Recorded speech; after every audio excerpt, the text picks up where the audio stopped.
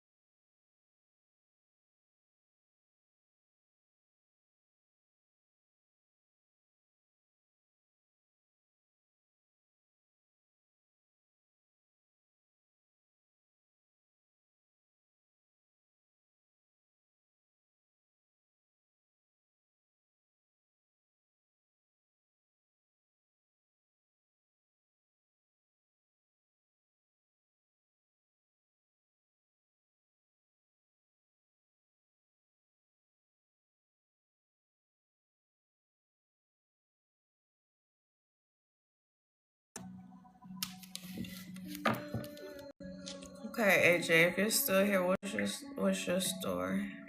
Oh,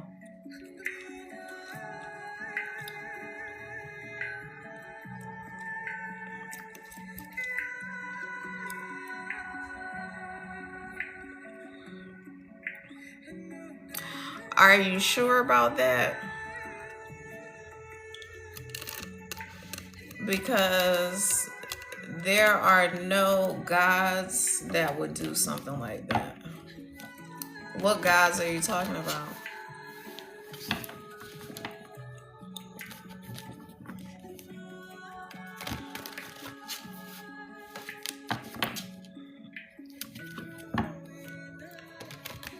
I need more specifics. None of the gods that I'm aware of would ever do anything like that. They're very healing, um, very loving energies. So,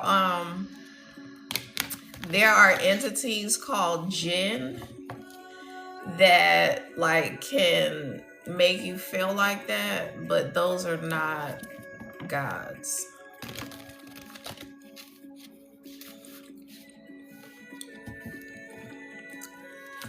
No, Anubis would not do that. Do you feel like you're going through an awakening, like the dark night of the soul?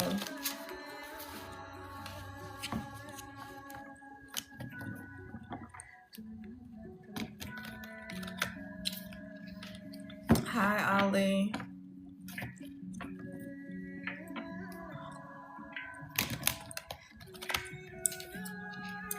Your protection, what do you mean by that?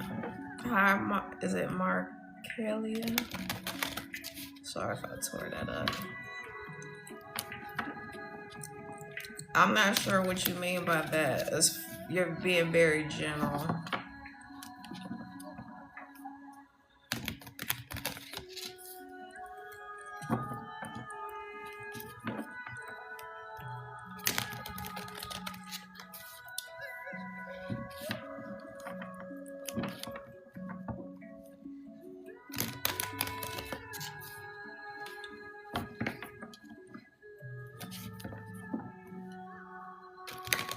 Hi, Robbie. Thanks for joining.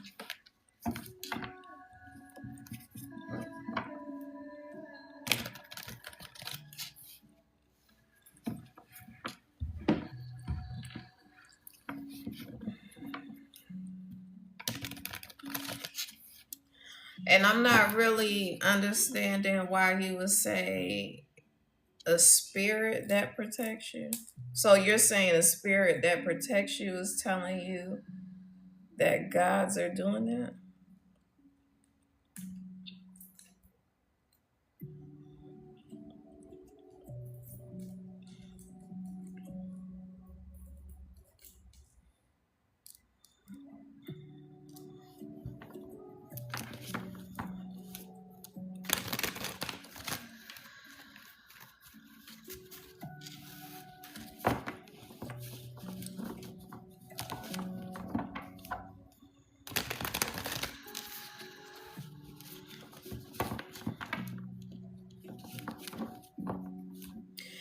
I mean, if you want to pay for a reading, I can look into it. But the kind of thing that you're talking about is going to probably require something in depth.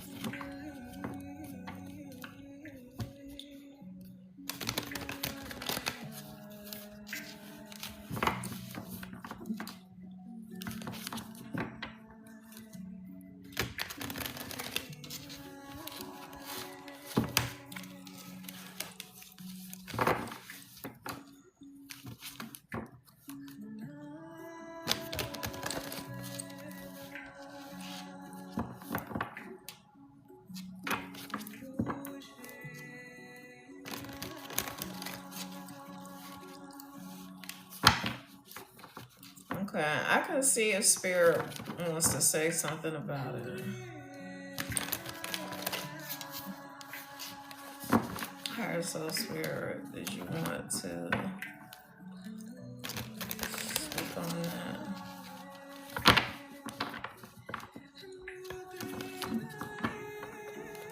So, do you have a bloodline of people who were considered like dark witches that did a lot of magic, a lot of dark magic? Because I feel like that's what they're saying.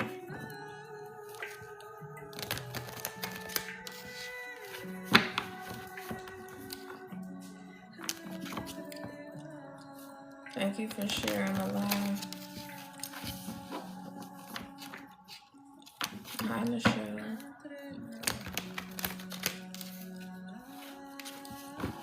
Okay, your family is religious.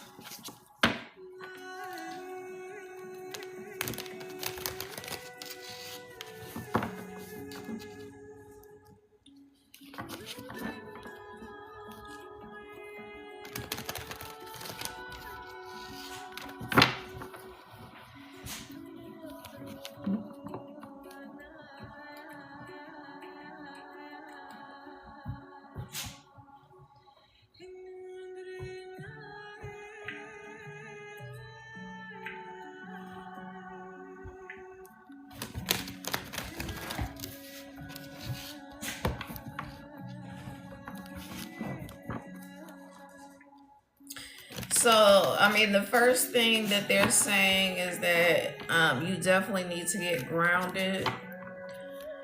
You could do that several ways. You can meditate. You could do a walking meditation if sitting still doesn't work for you.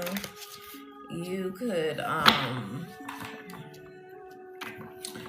eat a lot of like root vegetables, because it's given the energy that either you experienced a lot of sexual trauma in this lifetime, or you're reading past lifetime energy. But there's no gods that would ever do that. So let me know. Hi, sunshine.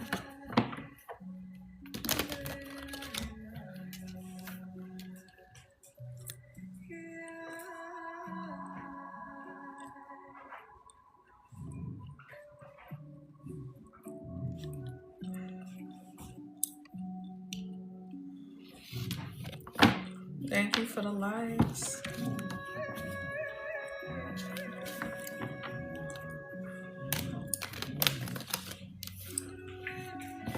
Okay. So I would highly recommend like doing hip rotations. That will help you release trauma. And also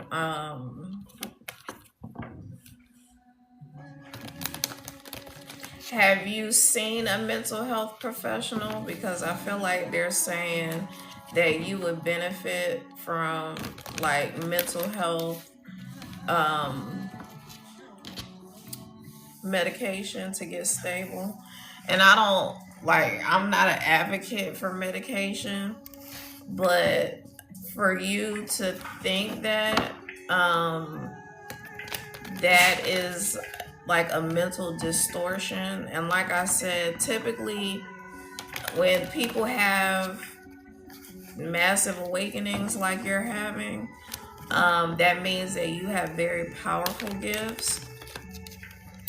And what Spirit is saying is that your family is very powerful spiritually, but when they become very religious over many generations, it suppresses the magic. And so if you're scared of your gifts, if your family is scared of their gifts and they're suppressing gifts, you basically are like, it's basically like pent up energy. When you don't exercise, when you don't expel that energy, when you suppress it, when it's not being when it's not being utilized in a positive way, then it kind of turns in on you. And so I would highly recommend exercising in some shape, form, or fashion, because there's a lot of energy from like over the generations. And I know that a lot of very powerful energies have experienced a lot of trauma because they were expressing their gifts, and because of traditional religion it was frowned upon. People were unalived because of it. Like entire villages have been pillaged because of it. And so I would highly recommend that you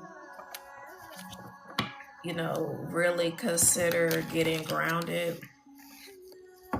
Um, I don't know. So, like, I'm not trying to give you bad mental health advice because I'm not a mental health professional. I'm not licensed. I'm not holding myself out to be that.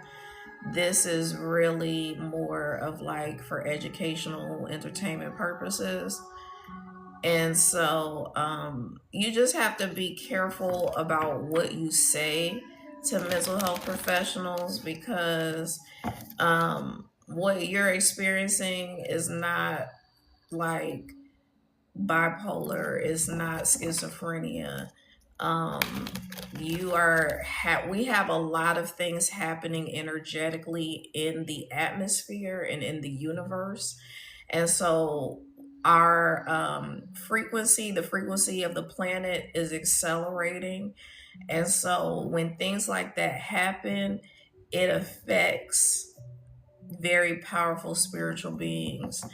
And if you aren't, like, if you have not really prepared yourself, then it can have like a tremendous impact, which it sounds like is happening.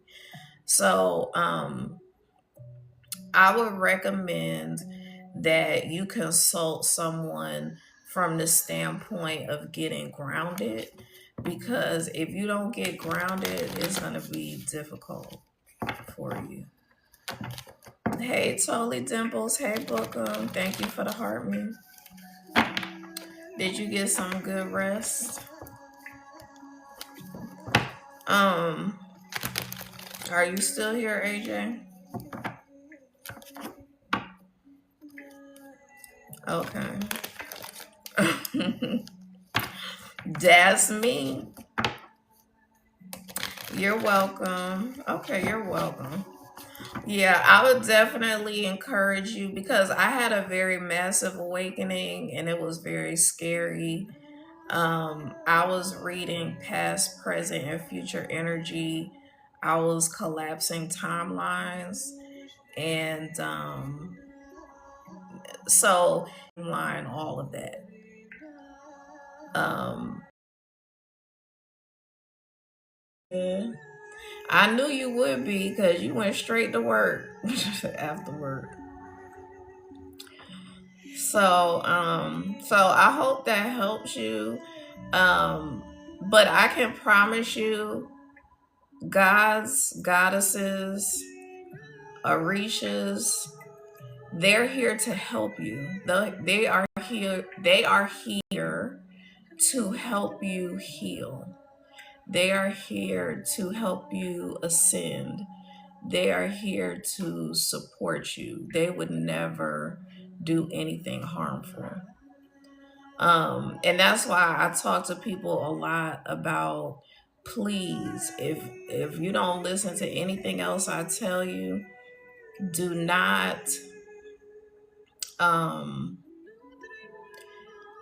and I'm not saying that you would do this, but I tell people, do not try to solicit the assistance of ancient deities, of gods or goddesses, because if when people try to elicit those spirits to assist them with like doing harmful things to others, it really is a problem.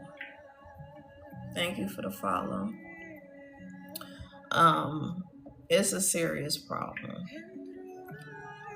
and it's going to be something that is going to be very difficult to have undone. And so I feel like someone or many people in your bloodline were trying to elicit the support of very powerful ancient energies in order to do harmful things to people through spell work. And so you were basically sent here to break that cycle. And if you don't get stable, it may be difficult to come back from that. And I'm not trying to scare you, but I'm being very deliberate in what I'm saying because it's very serious. Um like I can't express. There's no words that can express like how detrimental that is to a bloodline. But just know that you are the powerful one. You are the strong one. You are the one that was sent here to be the spiritual warrior in your family and to clean up all that shit. And there's nothing wrong with you. You're not going crazy. And but you do need to get stable. So there's nothing wrong with getting stable. There's nothing wrong with doing something for a time period. So like it's very important to get with someone that's really good about helping you to just like be calm. And because once you get calm, then you can figure things out from there, and then you can get off of the medication, and then you can move forward from there.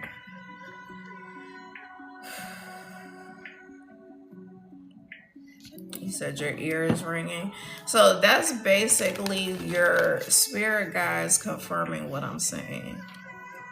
They're confirming to trust what I'm saying. And the fact that you hear the ringing, that means that you're very tapped in. So,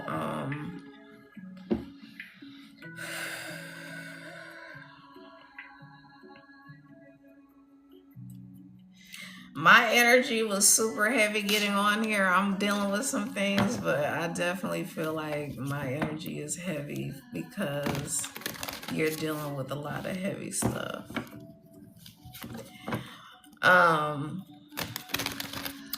What happens is that, like I was talking about this last night, people use Smex magic because it's very powerful. But as powerful as it is in the positive, it can be extremely powerful in the negative. And when people know what they're doing, that's the energy that you're feeling. I was talking about, and trigger warning, but I was talking last night about the fact that if you are doing that on your cycle, that is a very powerful ritual. So I just encourage anyone that's listening to really be extremely careful with stuff like that. Especially be very careful with who you're engaging in just Smex in general. And this is not like on some religious shit like, oh, you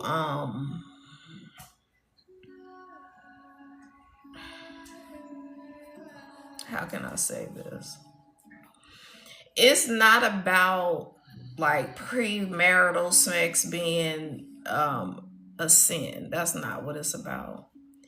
It's about like when you're having that time of the month, you are already a portal, and so you're shedding the the blood basically that would have nurtured and helped to develop a vessel, which is extremely powerful.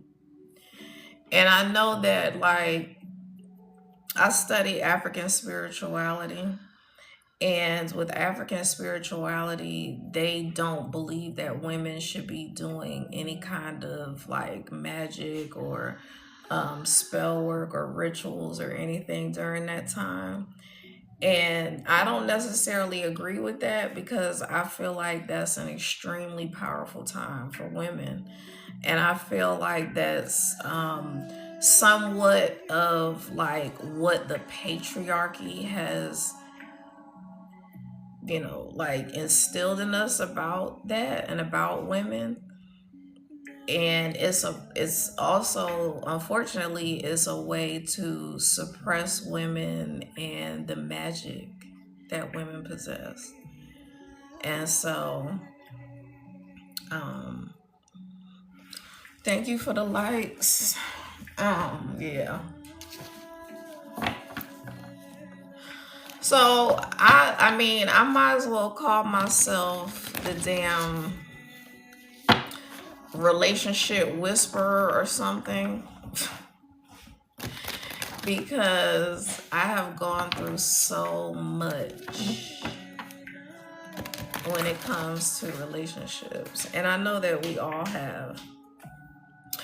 And even though I do not like, my energy is kind of heavy right now, I feel like Spirit wanted me to get on here and talk about this because in my therapy session, we were talking about, like, she was asking me, what does love look like for you? Like, she was asking me about self-love. And of course, self-love looks like, for me, setting healthy boundaries, um, choosing myself first, putting myself first, saying what I mean and meaning what I say. And but I told her, I was like, honestly, I don't know what love looks like. Thank you for the gifts. Like, from a spiritual perspective, I know that I am loved beyond measure. I mean, my name means beloved, the beloved of God. So, that was like just a reminder. It was just to help me. Look, I'm hugging myself. It was to help me remember who I am. It was to help me to remember that I am loved, even though I haven't experienced earthly, humanly love. And I know that may sound weird because, like, I have been married, I've been in relationships that I consider somewhat loving, but there's no actual relationship in my life that I can look to say, this is what true love looks like. That's number one. Everyone has either been like, whether it was my parents or people I was in relationships with or anything like that, it has all had a degree of toxicity, of lying, of abandonment. And now I'm just talking about relationships in general, because our identities are cultivated when we're children. And so if you have parents that didn't know how to regulate their own nervous system. They didn't know how to regulate their own emotions. They drowned themselves in things like food, in TV, in work, in like retail therapy. If you grew up around a bunch of people who refused to take accountability, who didn't know how to apologize, who pretended like everything was okay, who pretended like they didn't need any kind of treatment, who did not validate your feelings, who like encouraged you to suppress your emotions, encouraged you to not speak your truth, when you identity around those things, and when you develop an identity around those things, that's why that type of energy, when it comes to you, it causes us to like accept that kind of treatment as love, because we've never really seen what true unconditional love looks like, whether it's from like traditional religion or from family and so-called friends. We've all really been inundated with love that's conditional. It's conditional upon how we talk, how we act.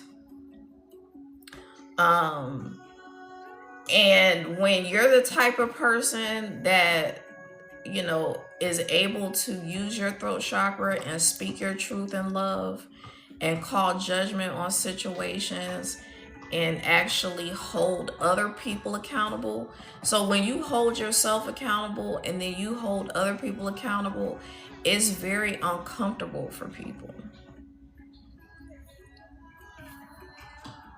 And so on top of being neglected as a child, whether that's physically, emotionally, or otherwise, on top of not really trusting anyone because people constantly abandoned you or disappointed you or lied to you. Um, so, what I was explaining to my therapist is that my mother would say things to me, but then her actions would speak something totally different because she was very passive aggressive. So in one breath, she would be like, "Oh, you're so pretty. You have such a cute little shape. You're so smart." But then she would like totally flip the script, and like her facial expressions, how she would look at me, it was like a glare. She would do little underhanded manipulative things to basically let me know that nothing she said was true, or she wasn't feeling that.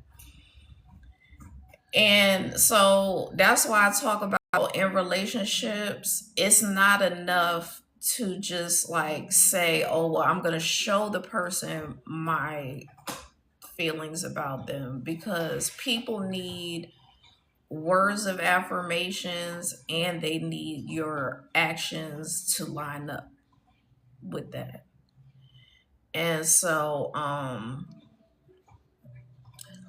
when you're very intuitive as well, when you're extremely intuitive, you will consciously accept what someone is saying to you, but subconsciously you're internalizing what they're not saying.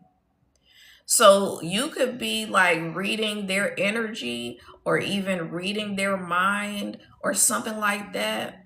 And so when the words and the actions are contradictory, the actions speak louder than words. So consciously, you're hearing them say something, but subconsciously and energetically, you're picking up on everything that they're not saying and you're internalizing that. And so when your identity is being established at a young age, you then go into adulthood and you're running on that subconscious program of that identity that was established when you were young. And so that's why like awakenings can be very unsettling. They can be very shocking. They can, it scared the shit out of me. And that's not to like scare you from awakening. It's not to scare you from the process, because if you were meant to awaken, like if you're a very high ranking spiritual being and you were meant to awaken, you're going to awaken whether you want to or not. And so the goal is to just go with the flow and not resist it, because when you resist it, it makes it even worse. And so like this, the comparison that they're drawing is like, and trigger warning, I hate talking about throwing up and stuff like that, but they're talking about like, if your body needs to purge something and you're resisting it, you just are miserable. Like you're better off just letting it come out and just letting it go, and then you can feel better afterwards. But if you're resisting those changes and those transformations, it just makes it harder. It makes it more confusing. It makes it I mean, like it just, I can't think of anything else to say about it. It just makes it harder. And so I think that's what a lot of people are going through right now. Like people are trying to resist awakenings because, like I said, the frequency of our planet is accelerating, elevating, and that's for a specific purpose. Like I was talking about the other night, that there is a massive awakening occurring on like a massive collective level. And so there's certain people who will awaken and there's some people that will not. And even though my awakening was very like, my spirit guides don't like me to use the word traumatic, but it was like, there's really no other word for it. Because one thing about me, because I have a lot of earth in my chart, I've always been very grounded, like a tree, like very deeply rooted and grounded. And so when you are thrust into a position where you feel completely out of control of like your mind, your emotions, what you're saying, that's the unsettling part.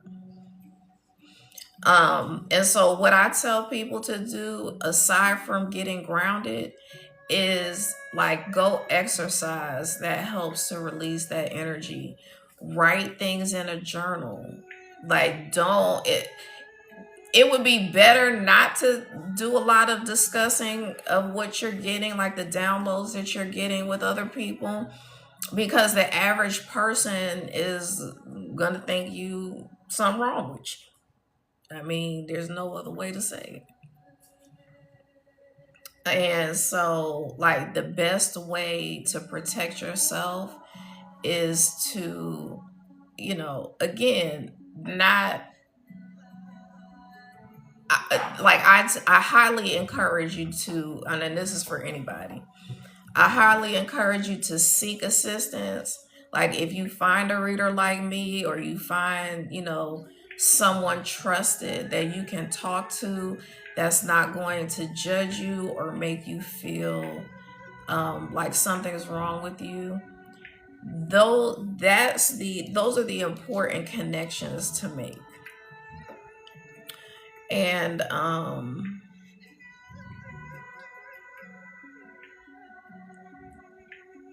Spirit, what else do you want to say about that?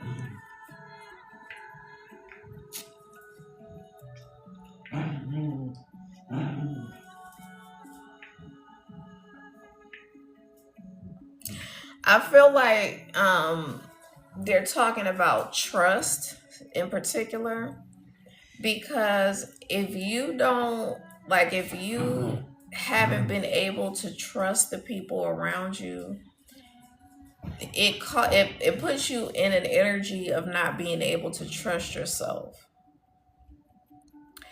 And I'm faced with that on a moment to moment basis.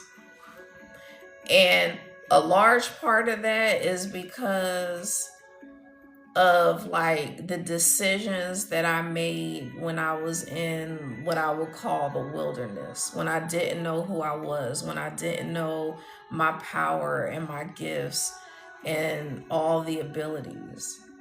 And so when you don't know who you are, when you don't realize your power, when you're having different feelings but you can't really like pinpoint what it is, um we have a tendency to interpret it from our human minds and our human experiences and like what we know from a conscious level. And that's a very conflicting way to understand what's happening, to really get comfortable with just being comfortable with being yourself. And so what happens with an awakening, with an ascension, your your like your energy is basically tearing down every paradigm, um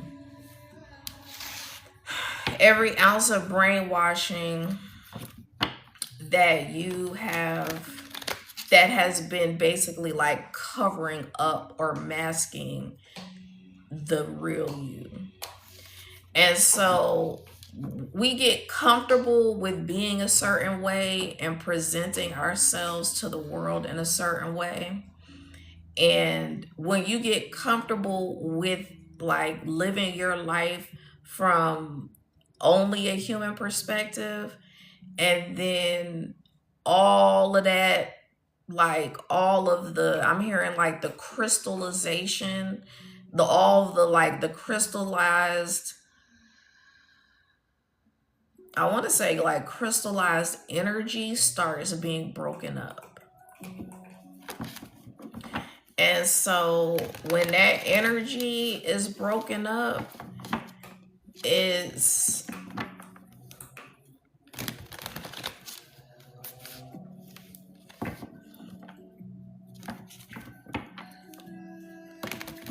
I mean, what I'm hearing is life changing, but what do you mean by life changing? Other than the obvious.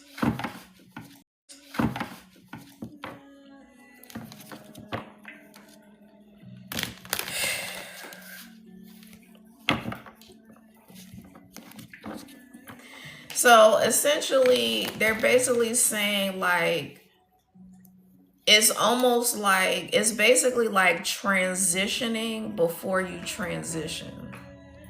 So if you can imagine how powerful the transition process is, like when someone transitions, unless it was, you know, something very unsettling that happened, the transition process, it like if you've ever seen like older people transition, they may start displaying like um symptoms of dementia, where they're just like, you know, regressing to childhood. Maybe they want dolls, they think a doll is their baby. They are just talking and talking and talking and not making any sense. um to my trained ear, I can listen to people like that and I'm like, they tapped in. Like what they're saying doesn't make sense to the untrained ear, but it makes sense to the trained ear. It makes sense to people who can look at things from a higher perspective. And so that comes from like unhealed inner children. It comes from um not like decrystallizing. I feel like they're talking about the pineal gland. Um but when you don't allow that breakdown to occur, then it's going to occur when you transition out of the body. But what's happening right now is that people are going through awakenings that mirror leaving one lifetime and entering another. So it's as if you're transitioning from the body, but your energy is remaining in the body.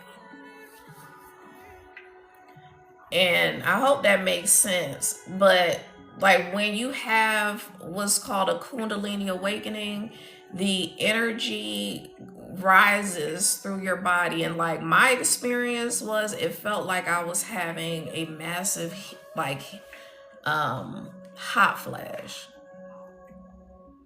So I was sitting there and I was like, I had a sweater on and I had to like take my sweater off and I only had a tank top underneath and I was like still burning up.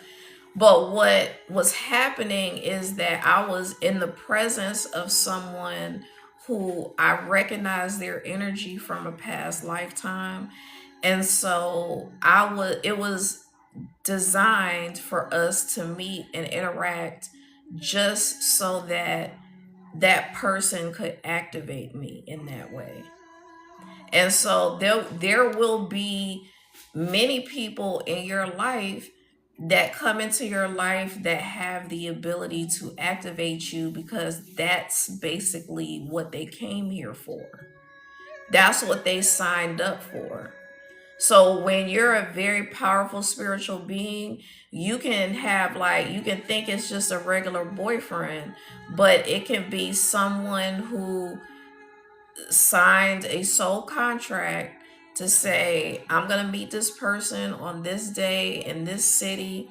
And just by virtue of us interacting, I'm going to activate this person. And so with this particular person that I'm talking about, we were never intimate. We went on dates and things like that. We talked on the phone, but we weren't intimate. And so one of the things was I was talking to him on the phone one time and I could feel my root chakra spinning. I could feel my solar plexus. It was like my lower chakras. It was like my solar plexus, my what's the other one? The sacral chakra and my root chakra just started spinning. And so it's important to really know your energy, tune into your body, pay attention to the nuances of your body, because like when that was happening, there were so many different things going on at the same time. So simultaneously that was happening, but I also felt like blissful, euphoric, happy. I felt like I was healing. I felt like I was releasing trauma. And so um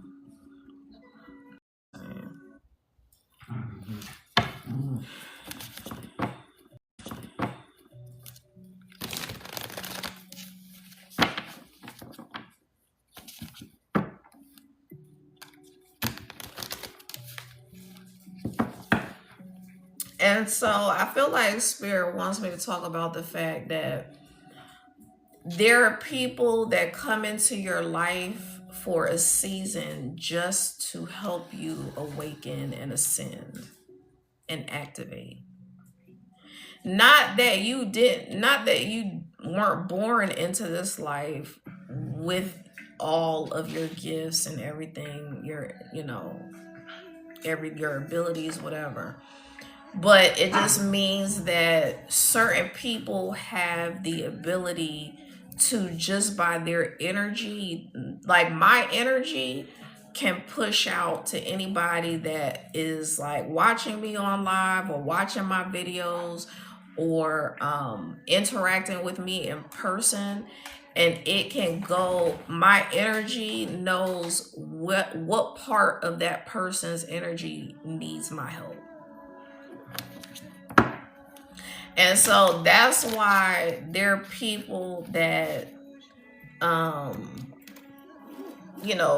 get triggered by you and will like seemingly reject you because they'll interact with you and they don't realize that they're being healed by you.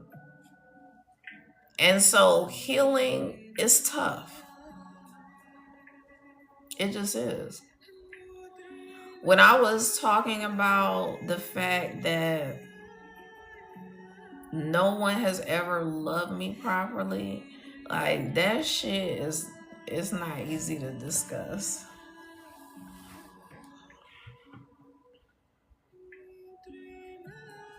And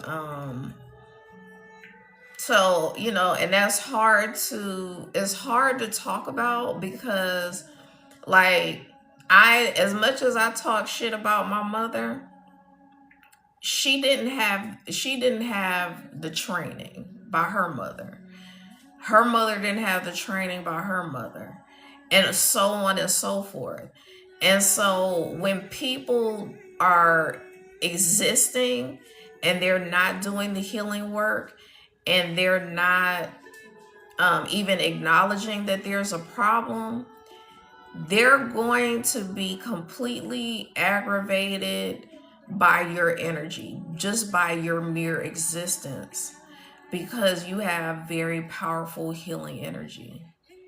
And of course, that's not a reflection on you as a person, but when you encounter person after person after person who like basically rejects your energy, rejects your presence, you start to internalize those feelings.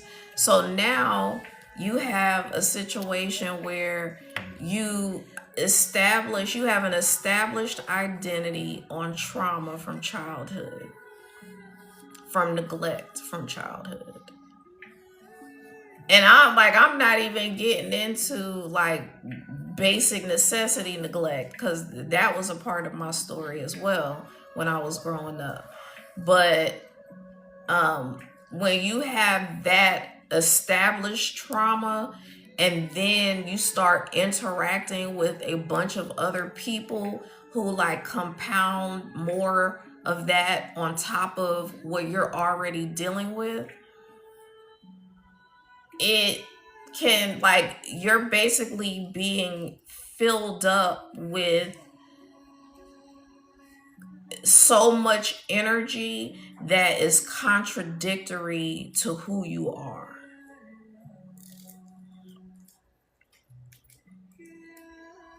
And when there's a lot of conflict between what you're experiencing from a human perspective and what you internally truly know about yourself from a spiritual perspective, even though you may not consciously know it or understand it, your energy, your soul, all of that knows who you are. And so it's constantly like trying to rectify those two opposing energies. It's basically like, you know, being an earth angel and being constantly attacked by opposing forces. But like, I'm here to just like impart the message that you are strong enough, you are capable enough, you are intelligent enough, you are loving enough. Like, you're more than enough. You're more than enough to overcome anything that you're faced with. And so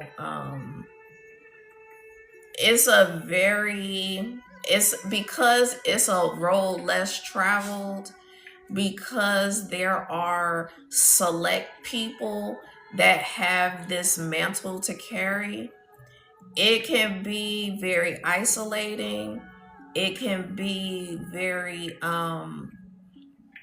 like lonely from a human perspective. And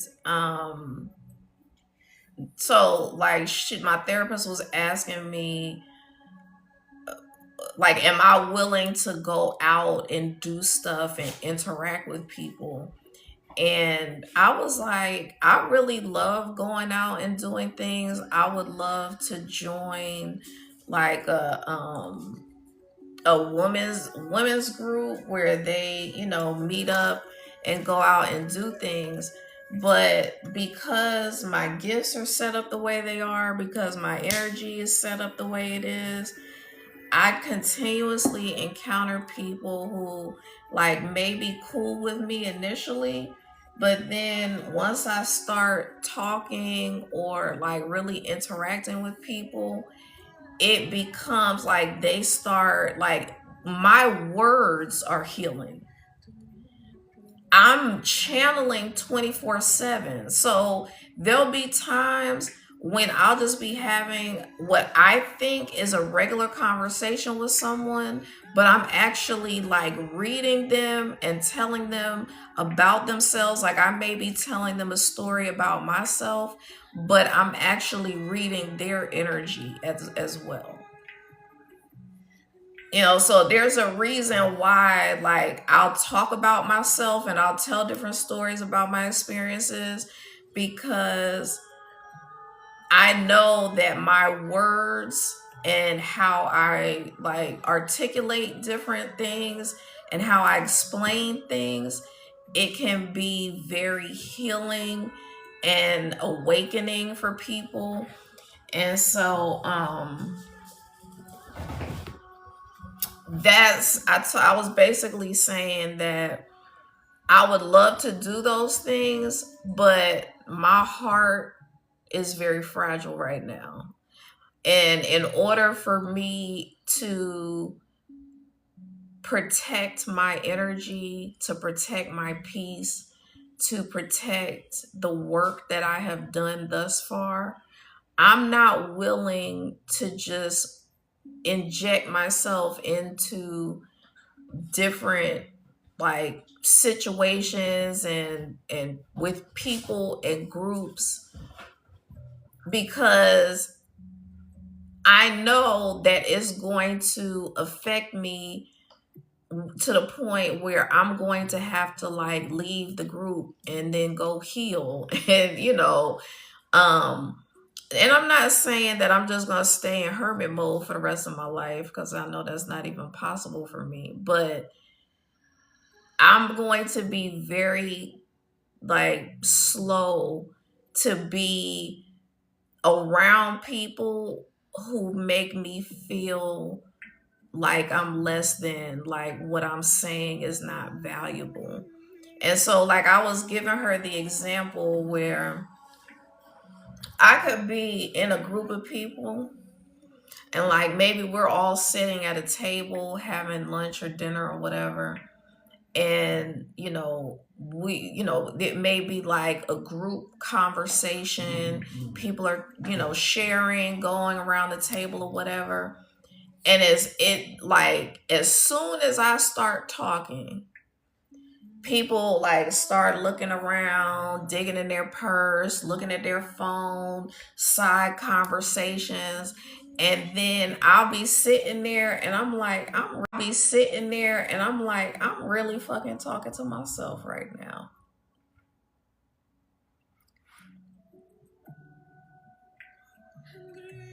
And so like I'll cut people off for shit like that. If I go around people and my inner child feels unsafe, or if I go around people and my energy is not safe with them because they're going to say something crazy or do something that makes me uncomfortable, or is something that is like trying to fuck with me mentally, and it's not a safe space, I'm not gonna be there. I'm just not. And so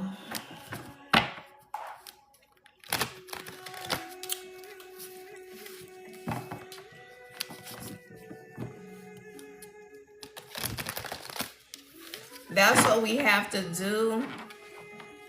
And she was asking me, she was like, what, she was like, is there anything you need? Is there anything that, is there anything you need? And I was like, other than like a shitload of money, a tropical vacation, and some D to go along with it, like I'm cool. She was like, well, I can't prescribe that.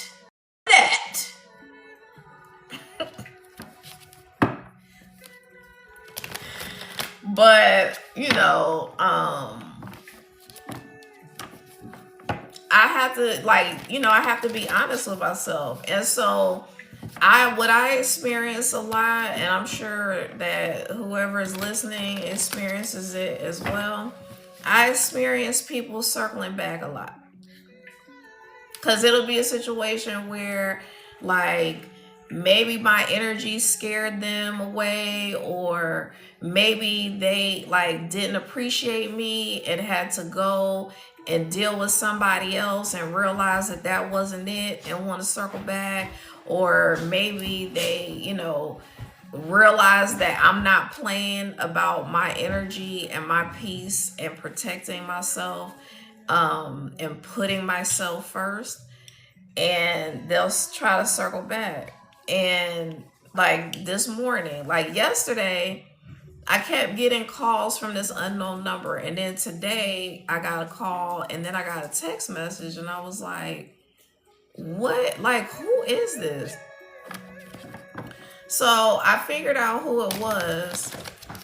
But like when stuff like that happens, when you're in a place where I'm in right now, like when you're not dating, you're not going out really like that, you just keep it to yourself. Like, I don't know how many times I've heard people be like, I know your phone be blowing up, I know you got a roster where? Blow up how? Like, the only person really checking for me like that is my sister, and then my phone may ding a couple times from the group chat. That's it. And so is it tempting to entertain when somebody circles back when I'm, D deprived? Let's go see the Michael Jackson movie, and let's do this and let's do that. Like, I want to go out, I want to do things, but I can take myself to the movie.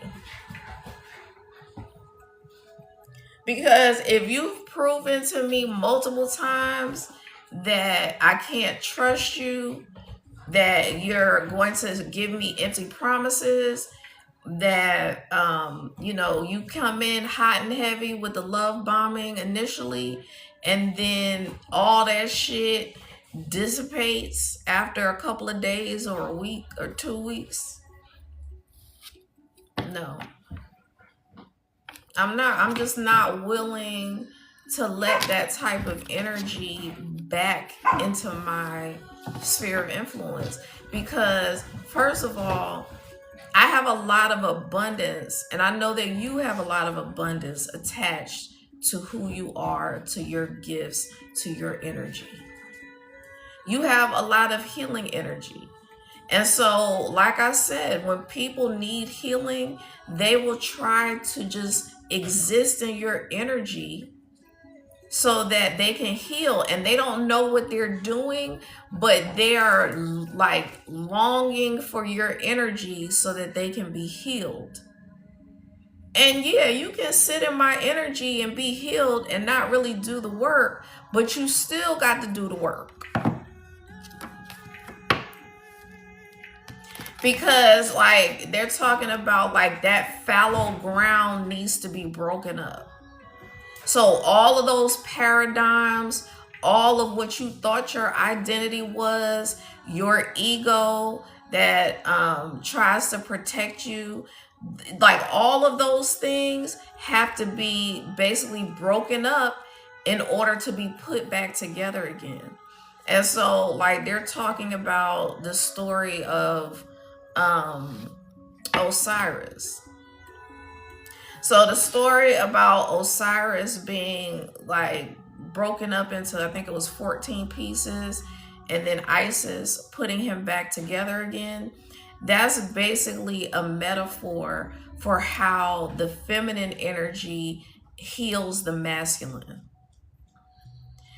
But the masculine still has to like do their part. The masculine still has to be willing to, first of all, accept the healing energy.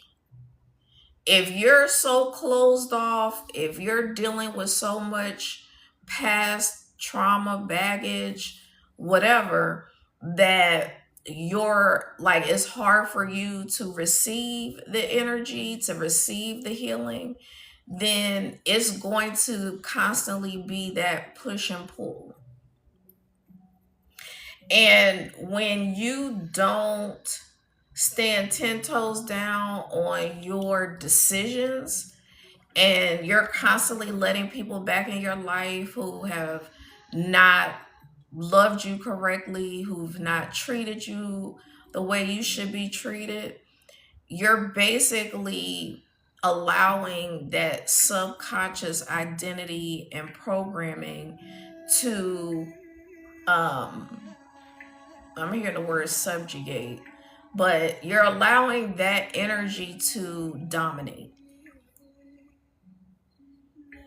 And so,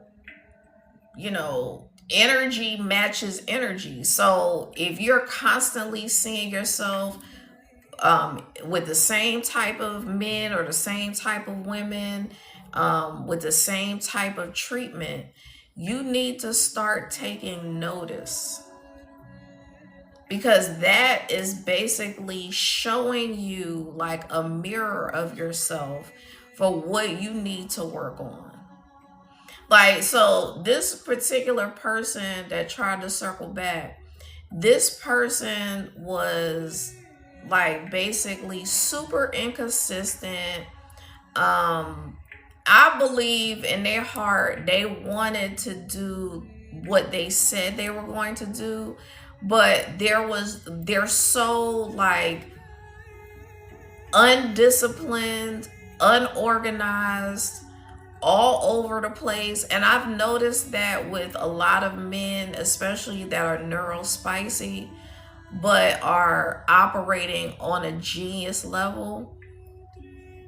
It looks like chaos, it looks like disorganization, it looks like being all over the place, but that person is really like getting a lot of downloads.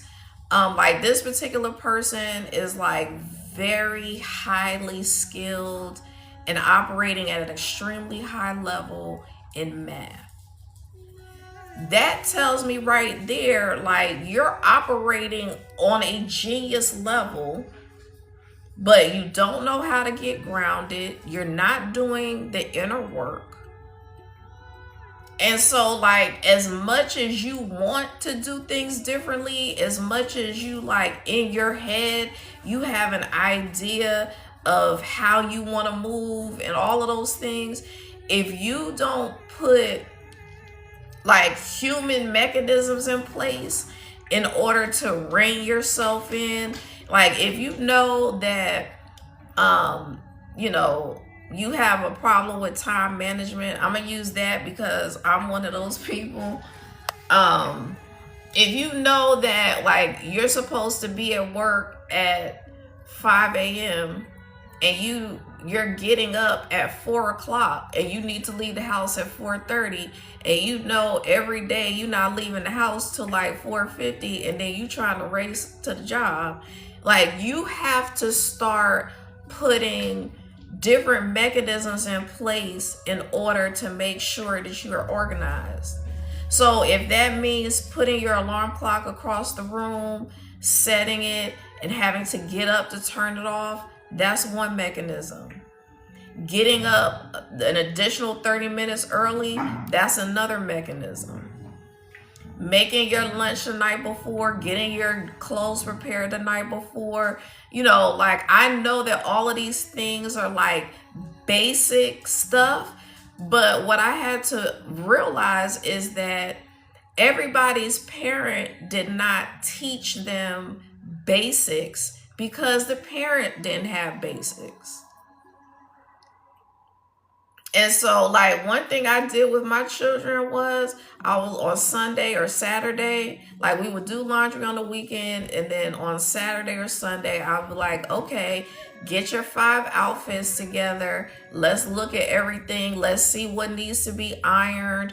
Thankfully, my daughter lived in damn stretch pants, sweatshirts, and t-shirts and shit. My son lived in damn sweatpants and t-shirts. Like they just wanted to be regular as kids. And so, but I still had to teach them, like, let's prepare so that we're not running around the house trying to find socks and stuff like that. Let's, get your lunch prepared the night before. Let's have, wrap your hair up. Those are like basic things that our parents neglected to do. My mother was so checked out when I was a child that I was like cooking, cleaning, doing my own hair, doing laundry at like 8. I remember burning the hell out of myself because I was trying to like fry chicken, and I wasn't even really tall enough to like reach the stove that well. And so I had a pan full of hot grease and I hit the handle and it went all down my leg. And I know I had like damn near 3rd-degree burns. I mean, I ain't go to the hospital, but the shit was crazy. And it looked like drips on my leg. I mean, and so those are things that I'm talking about where like parents just don't have these conversations with their children. Maybe they're working multiple jobs. I'm not like trying to parent bash or anything like that because there's a lot of dynamics involved. But like I've talked to, like, for me, my mother didn't talk to me about a cycle. So when I actually had my cycle, it freaked me out because I didn't really know what to do. I was in there trying to use a damn tampon. I didn't know how to use that. And on top of that, I was, at the time that my cycle started, I was at my dad's house. So I'm like definitely not gonna have that discussion with my dad. And then I really wasn't that close to my stepmother like that, but she noticed what was happening and she was like, "Are you okay? Do you have everything you need?" Stuff like that. But it still really wasn't a discussion. Like I would have to talk to my daughter and say, "I'm gonna need you to like roll that up, wrap it up. I don't care how much toilet tissue you need to use to wrap that up so that nobody has to look at that in the trash." Different things like that, that I know that women are functioning. They're like, look like adults. They're of adult age. Stop, little girl. They're of adult age, but they have really no concept of what's really happening in their body, and they may be going through something and they're having to rely on their friends in school to tell them what their parents told them or what they learned on YouTube or what, like. So the main reason why relationships are so jacked up is because we have like a ton of genius level men who like really weren't taught like how to manage that, how to manage the energy, how to manage the downloads that they're getting, how to ground, how to structure their lives in a way that serves them, where they can streamline their gifts. And I mean, it's the same for women. In order for you to be able to really like utilize your gifts properly is by grounding, by meditating, by not resisting, by not being afraid. And so like what spirit is saying is that people fight against it and they resist it because they don't feel worthy. So like when you think of high level gifts, supernatural gifts, magic, like you're not doing any magic, but you are the magic. But because we have these identities that are grounded in being human, and then we have all of this external evidence that is matching that energy, because our healing energy like triggers that in people. It's basically like I'm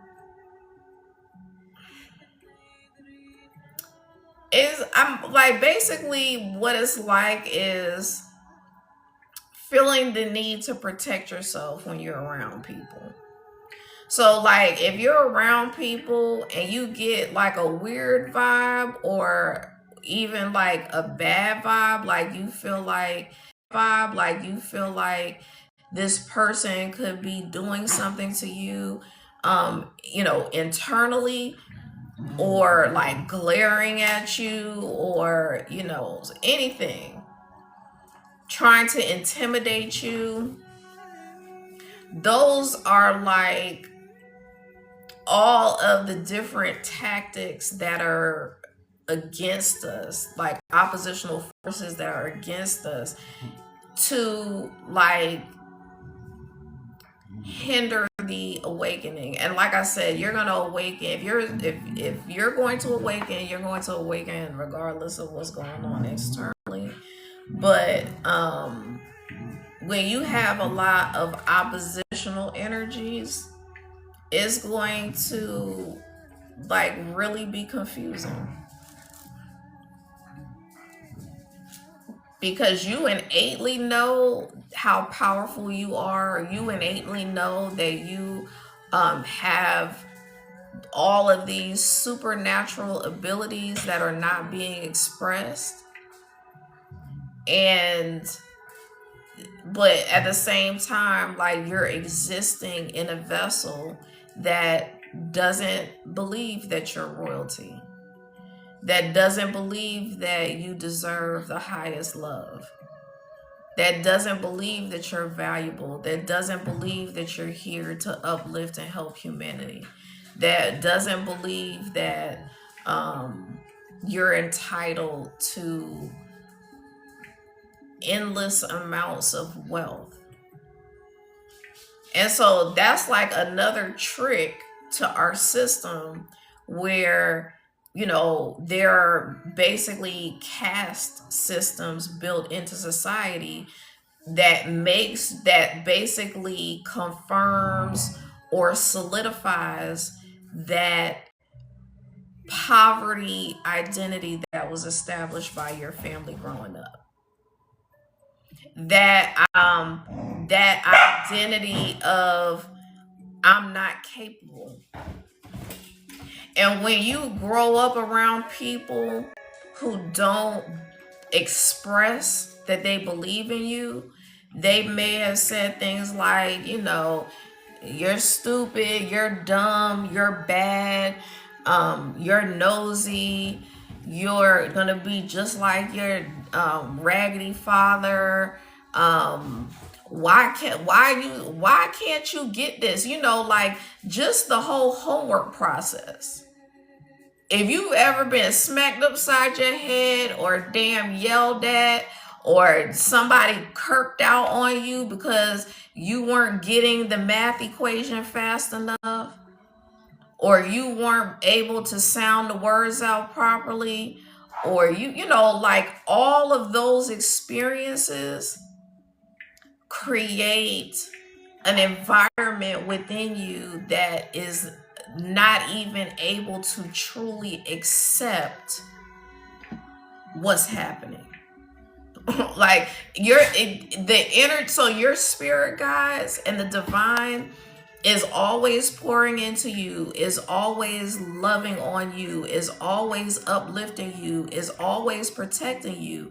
But because you're so programmed and conditioned to accept whatever the world gives you, it's hard for you to perceive that all of those things are happening to you from a spiritual and energetic level.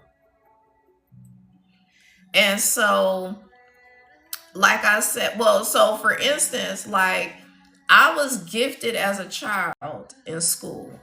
There was a time where they wanted me to be in the gifted program.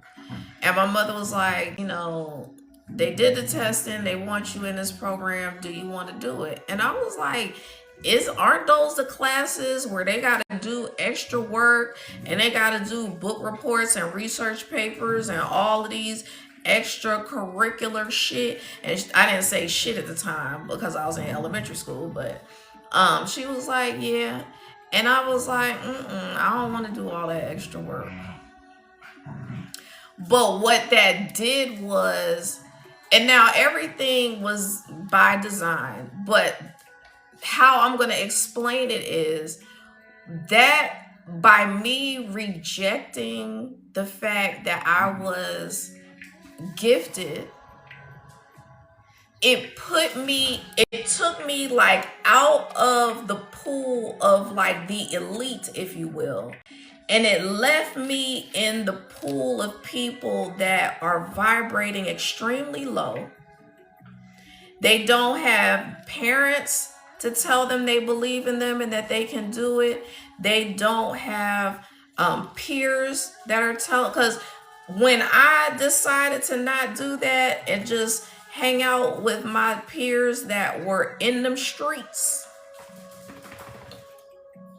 and when I say I was in them streets in middle school in New York, I lived in Westchester County. I didn't live in the city, but I was still going to the city and in them streets at 14.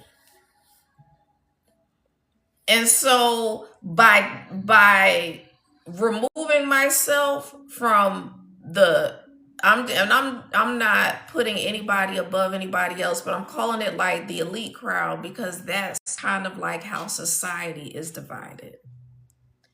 So I basically, instead of acclimating to the group that would validate me as highly intelligent, as advanced, as analytical, and all of those things, I remained in the group that was keeping me suppressed because none of them were operating on that level. And I had to dumb myself down to try to be accepted by people on that level.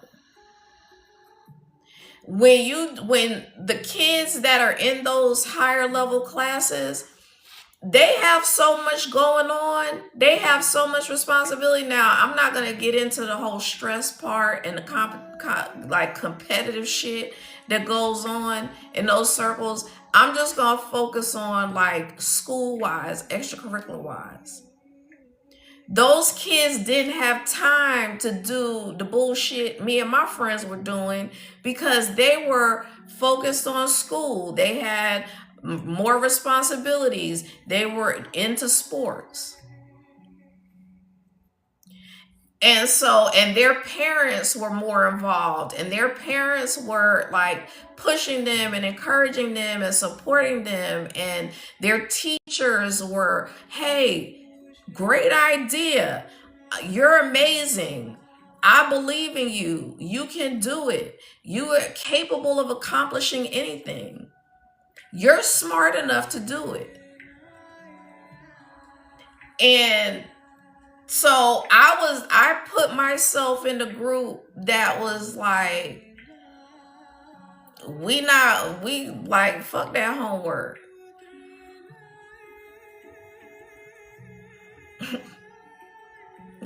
Like, and so you basically become, and I was watching a live earlier today, and he was talking about some things that I'm talking about, and he was basically like, you become a product of your environment.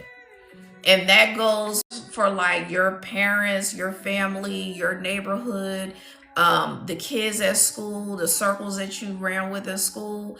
And so I was like, I've talked about this before, and I've used the movie Trading Places as an example. So like they took the street dude off of the street, put him in this high elite position. He acclimated and rose to the occasion in that position. And he actually had like great ideas and wonderful suggestions. And he was, he was being validated.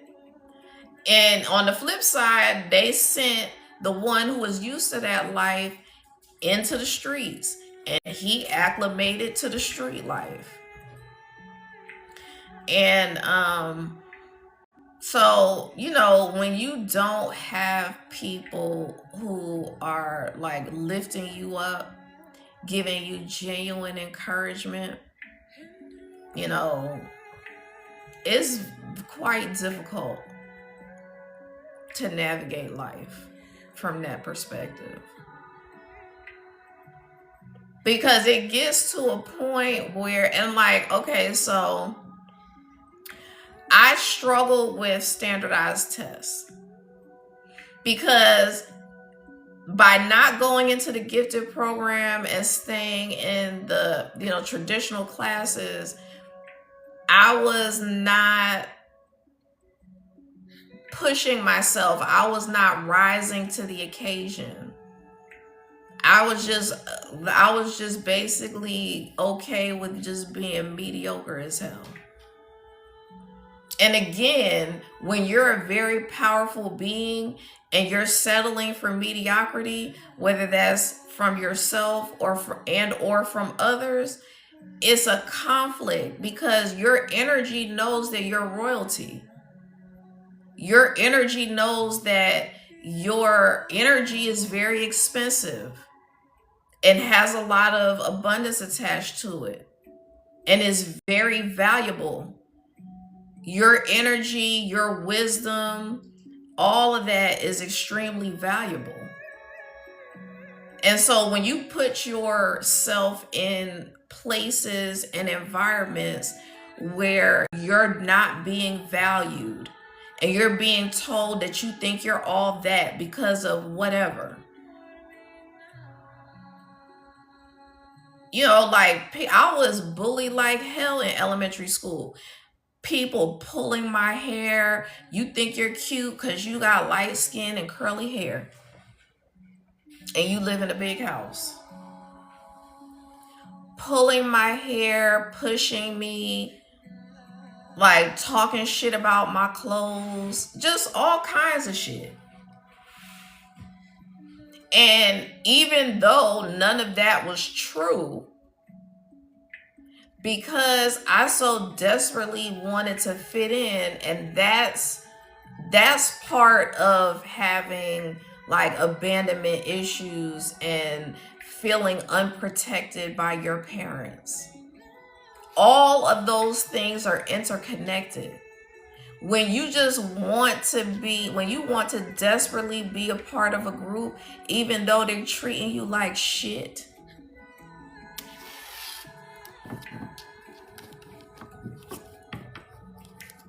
that's a clear indication that some work needs to be done.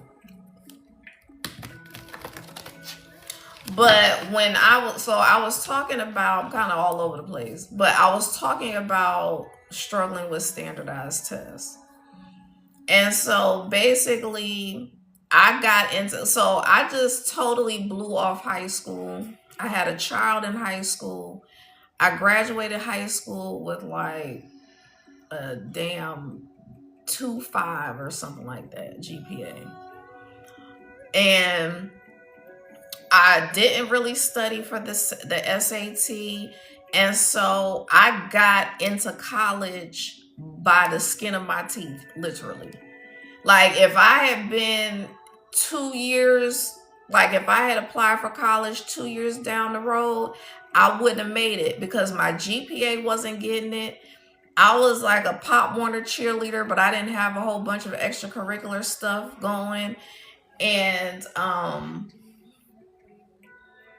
so my mother contributed to my belief that I could not handle the advanced classes. Because in my mind, I didn't want to do the work because I was trying to be lazy, but I also felt like I couldn't handle it. And so by her not pushing me and saying, you can do this, you have everything in you that you need, I was like very intimidated by school, and I hated school. And so there was a time when I was like in my 40s, I'm still in my 40s, but I was like, it wasn't that long ago, I was in my early 40s and I was working with a tutor to study for the LSAT because I went to law school for a year, and I didn't get into law school based on my LSAT scores. I got into law school because I graduated college with like a 3.8 GPA, 3.7, and then I had a lot of extracurricular activities. And the school that I was going to, they had like all kinds of programs in place, like if you didn't do well on the LSAT or whatever. So I got into law school for a year, but I didn't finish. So and that was partially because I fell below the GPA. You had to have a 2.0, and I fell right below that. There was a lot going on that first year, and I had small children, so I had issues. I was struggling within myself because I was like, with the amount of work that I would have to dedicate to school, I would basically have to give my mother my children, and I wouldn't really know my children. And so I was struggling between that. Also, like the issues I had with the legal system, it was just a lot. So I fell below GPA, and like they make you sit out a year, then you can reapply. And I just totally blew the whole window of time that I had to reapply. So I was basically going to have to take the LSAT all over again. Hey, Reverend Muata. Um, I was gonna have to take the LSAT all over again and get back in law school. And so I was working with this tutor, and this lady was triggering all of my childhood trauma around not being smart enough, not being able to understand, not being able to get the equation or the word puzzle or whatever. So then she had the audacity, like we have been working together for a couple of months at this point.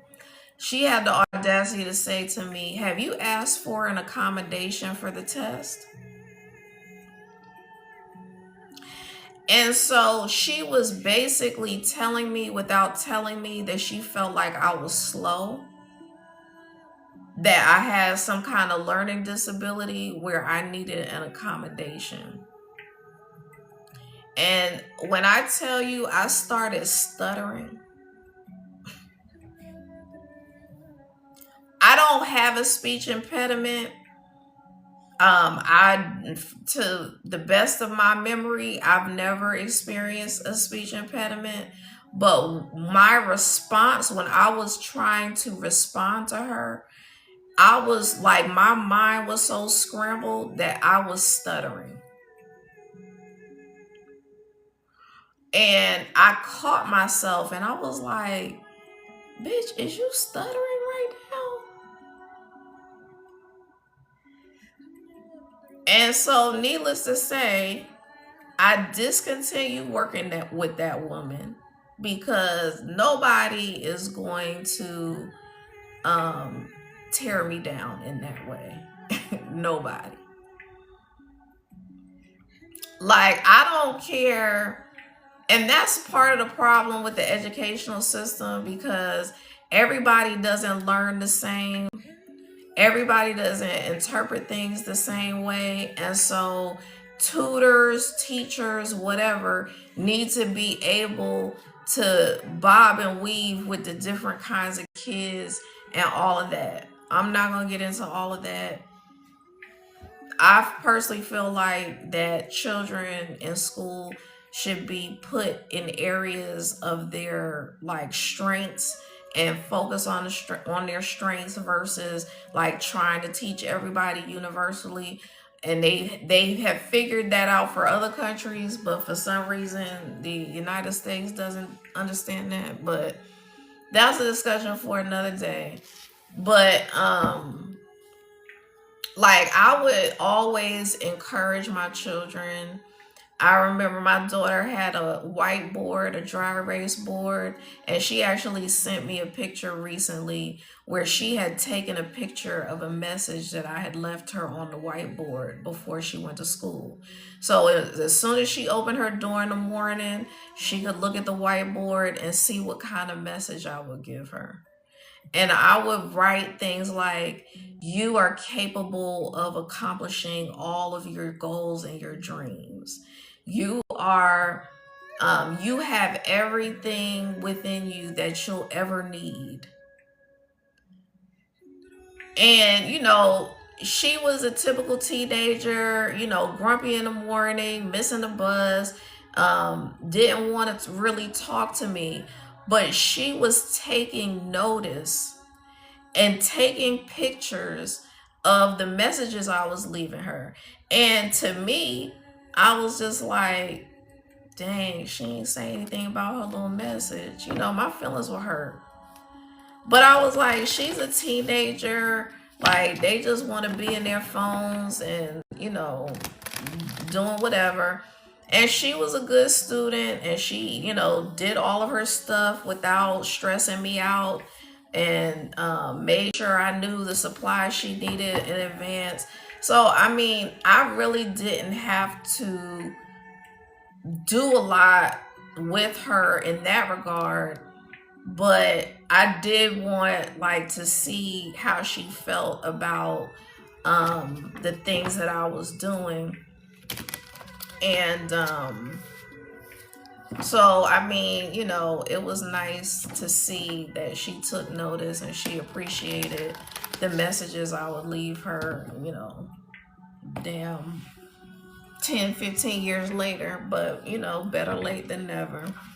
Um So that's a message for someone where maybe you feel unappreciated by your children. Maybe they're giving you their whole ass to kiss.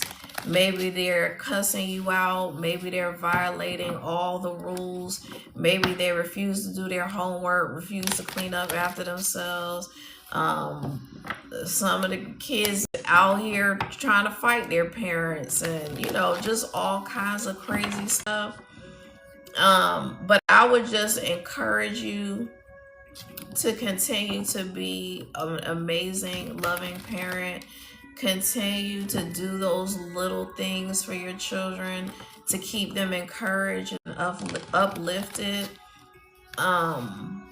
Because there's so many things that are out here that are like creating environments in our children's heads that make them feel less than, you know, so they're comparing themselves to celebrities, and they're comparing their, you know, financial status to people on the internet, and they're comparing, you know, their hair or their skin color or their body shape or whatever. Like there's a multitude of things. There's a ton of bullying going on.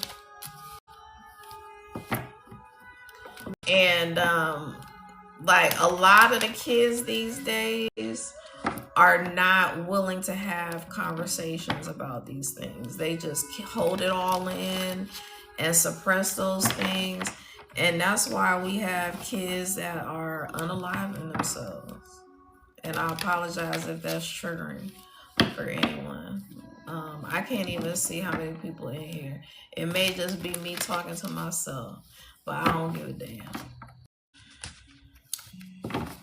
If there's a message that needs to get out, and I need to deliver that message, and that's what I'm gonna do.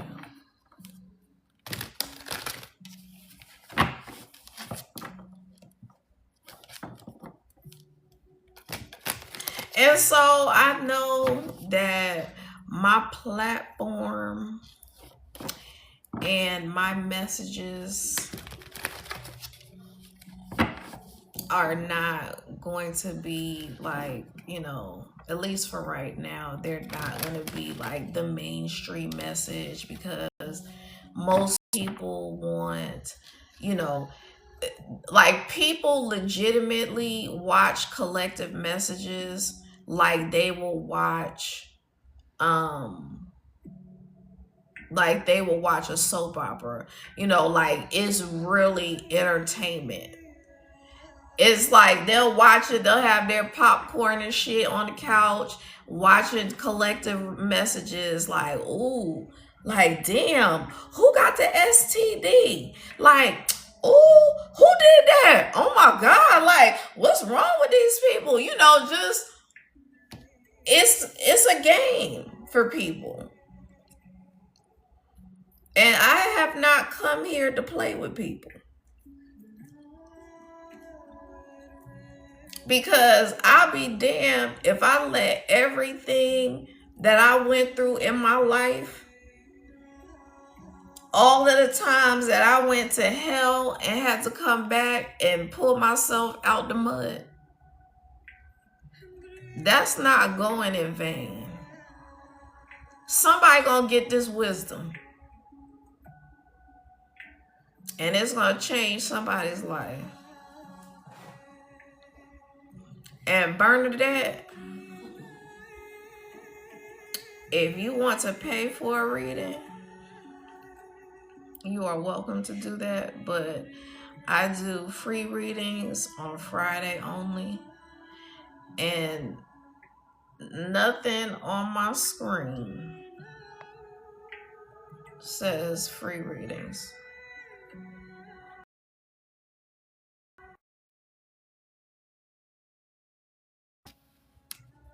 But I'm not gonna lie, that shit frustrates the hell out of me.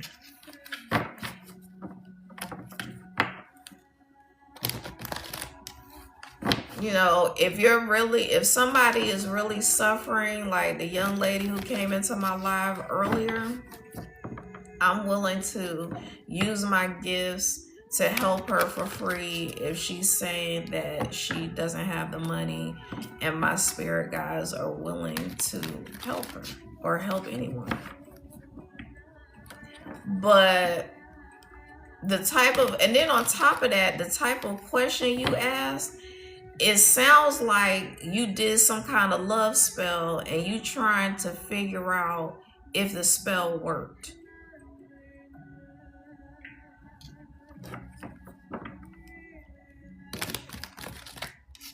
So I don't even answer those types of questions anyway.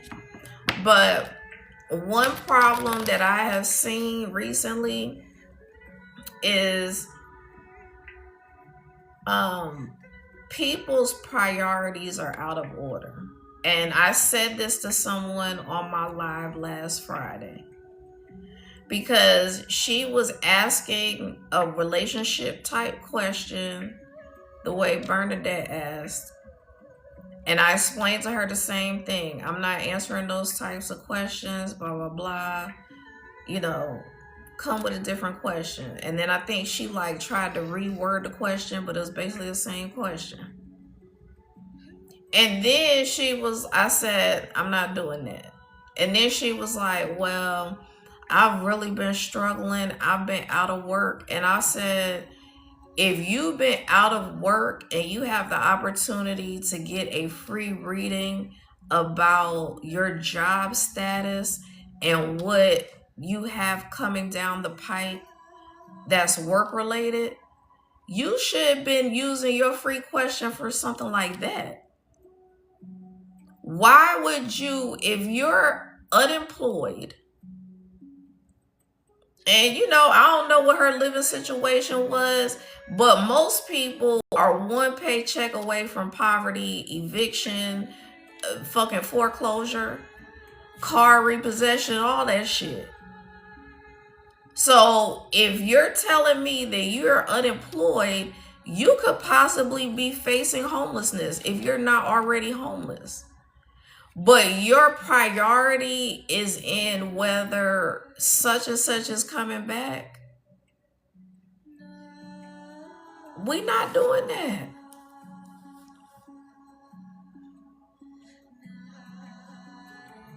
I'm not the reader for that.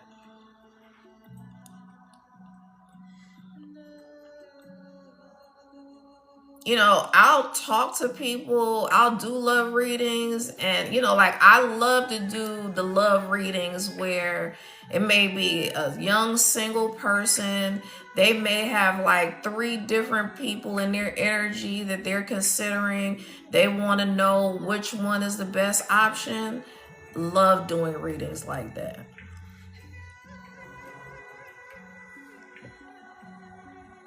Because that says to me that you're being intentional and deliberate and want to make a spirit guided decision, because spirit can see what it is that you can't see. And I'm not saying that I read people's energy who haven't given me permission, because I don't. Like, can I telepathically pick up on stuff automatically? Yes. Can I read people's energy without trying to read people's energy? Yes. Can I tell when someone is trying to send me messages through, a variety of mediums? Yes. But what I'm doing when that person comes to me and says, I have 3 options of some people that I've been dating just to see which one I like the most, blah, blah, blah. Can you guide me and tell me which would be the best option? And then I can say, okay, well, this person's energy is this. Yes, it is. Because if you're actively involved with someone, or you are like considering someone, whether you have actually discussed, okay, well, we're going to get to know each other, we're going to be exclusive. Even if you haven't discussed those things, if that person is in your energy, then I'm reading your energy in relation to that person. I'm not reading that person's energy. So if a reader is willing to go into somebody else's energy that they have not gotten permission to do a reading on, you should not be doing anything involving that reader. And that is unethical as hell.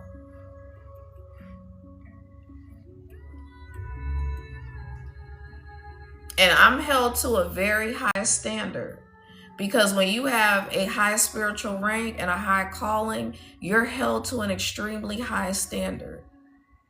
I have to set the tone for how things should be done properly. Not how things should be done to like entertain people and create this soap opera environment, not to tell people what it is that they want to hear for the financial gain. Like, that's not what I'm here for.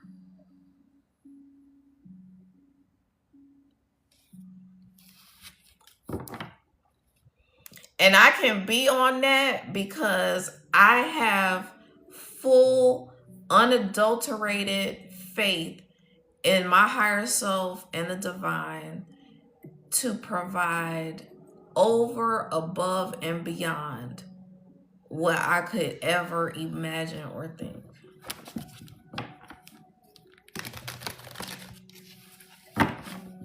And when you know who you are, when you have closed cycles and put yourself first and set boundaries with people, like, I could most definitely use somebody to take care of me right now. I could have used somebody to take care of me for like the last 5 years. But am I going to compromise what I'm building within myself?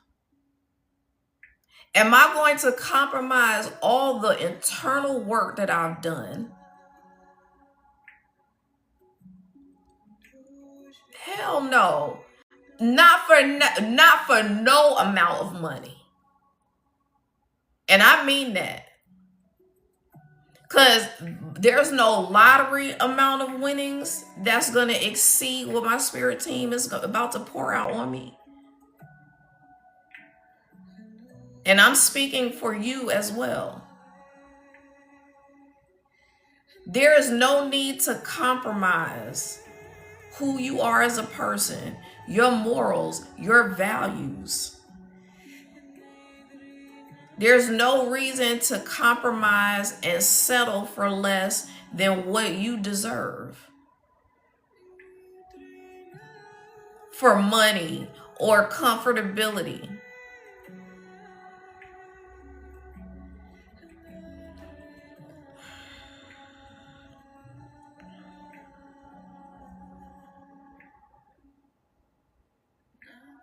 Because I have, like, people will be like, oh, I want to be with you, so we gonna be together. No, the fuck we not. Why not? That's my choice.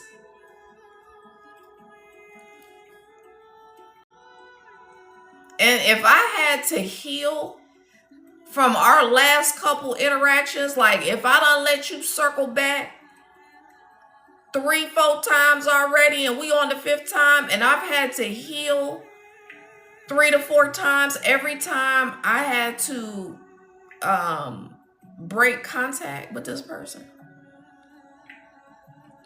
I don't care if you come with a ring. I don't care if you come with $1 million. I don't care if you coming in on a damn horse and buggy or whatever the fuck it is. I don't care. Like I've been, oh, come with me on this trip. Let's do something tropical. Nope. As tempting as that is, as much as I need a damn vacation and my birthday is next week, as much as I need all of those things, I'm not doing it. I'll sacrifice for now. I'll live on a budget for now because I know that my spirit team is always going to come through. If nothing else, my bills are going to be paid. My gas will be in my car. I got food to eat. My dogs are cared for, and like I'm chilling. But the problem is that people want to keep up with the Joneses so damn badly. Like, if you have the ability to save $1,000 a month, why is it that you saving up to buy a $10,000 bag? You bugging.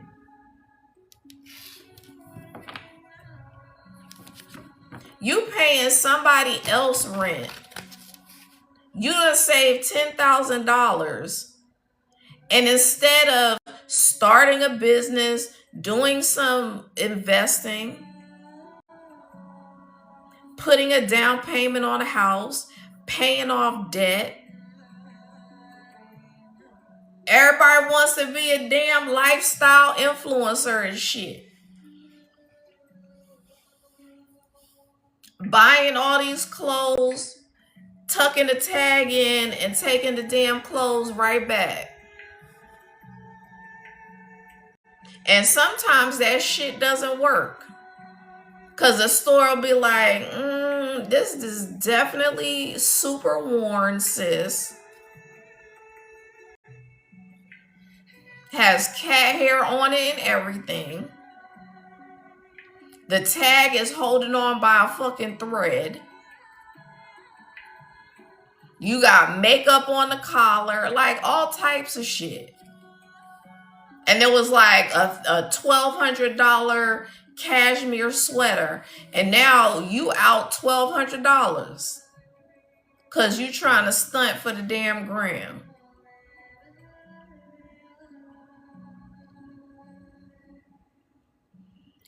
Some of the flyest outfits and some of the pieces that I get the most compliments on, I got from the thrift store. It's a whole flex to be able to go to a thrift store and put together a badass outfit. Like, girl, where did you get that outfit? The fucking thrift store? There's an amazing creator on this app. I think her name is Moody or something like that. I follow her. She puts together some of the most eclectic, eccentric, creative outfits. She blends colors that I wouldn't even think of. I don't agree with every single outfit, but I would say 98% of the time, I'm like, sis, that shit is chef's kiss. And, like, that's, she has an eye for fashion, and she also is showing people how fly they can be on a budget, thrifting, or going to Burlington, or going to TJ Maxx and Marshalls or whatever.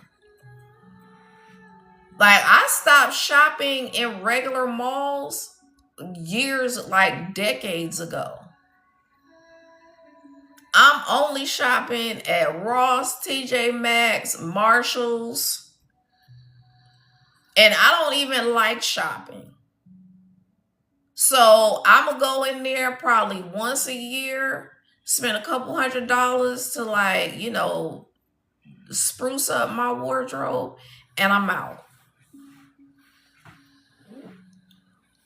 There was one time I was working at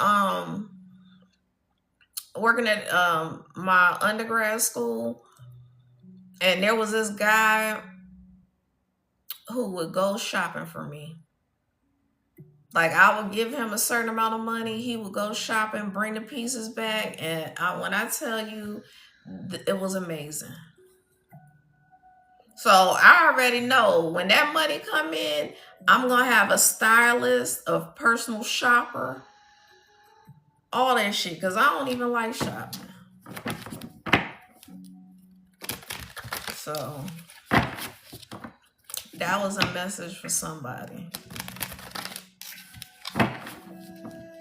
If you want to be a lifestyle influencer, create your own niche and be a lifestyle influencer that shows people how to be on a budget but look like $1 million and look like you're doing things that the cream of the crop do.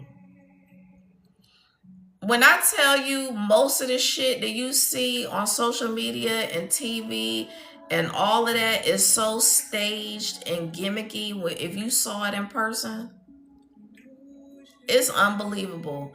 I lived in LA for like 2 years at one point, and then I moved back for another year at a separate time. And the first 2 years, and then I moved back for another year at a separate time. And the first 2 years was before COVID, and the other year was after COVID. And after COVID, it was some bullshit. But before COVID, one of my high school and college friends had lived there for quite a while, and he was in like the movie industry and all of that, and so he was plugged in with all these different businesses, agencies, entities, that like Def Jam and all of these big companies that would have like free listening parties for their artists. Like, he would get invites to, like, Cavassier was rolling out a new line of liquor or whatever, bourbon or something like that. So he would get invited to these different free events. And when I say free events, I'm talking about dope environment. You get a band where you got a 7-drink limit, real liquor. Like, we not talking about damn watered down, what is that, that cheap,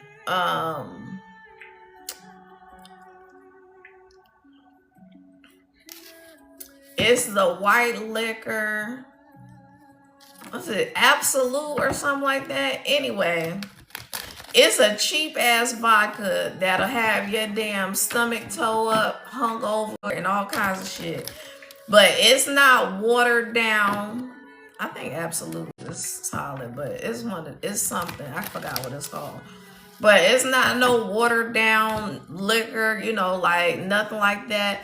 We're talking about like premium hors d'oeuvres all through the night. And they would have like different areas set up so that it would be photo ops. So you could take pictures and post it on Instagram, because they're letting you come to their event for free. But all of the posts that you put up, all the footage, you like, oh, Bourbon's coming out with a new da da da da da. All of that is marketing. They using you for marketing. And so that's why I'm like, all that shit be so staged. Like, if you could really see what a movie opening looks like when all like the celebrities come up and they stand in front of the board and then they go into the theater or whatever, all of that shit is real fucking staged.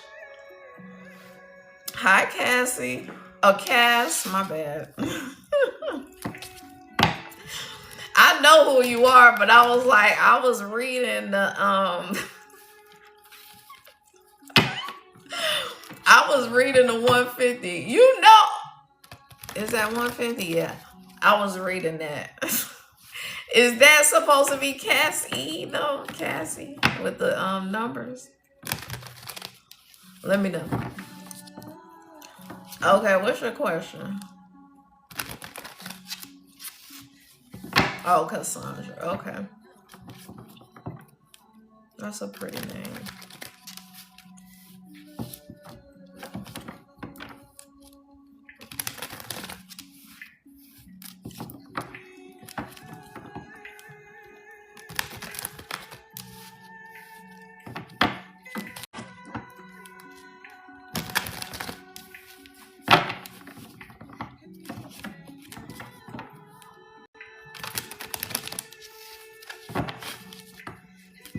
Are you still here? It looked like you came back.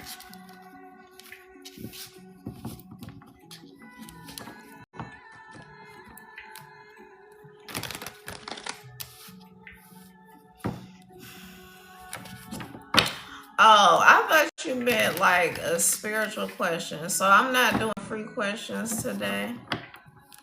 I do them on Friday.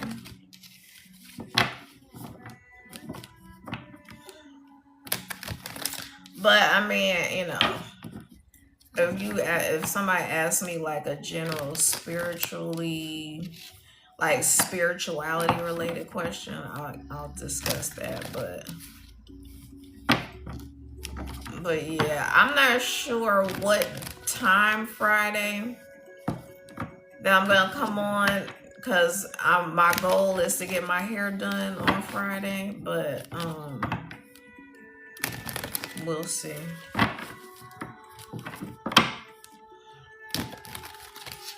But I will say, if you're still here, since it's work related, I can look into it and see if my guys want to discuss it.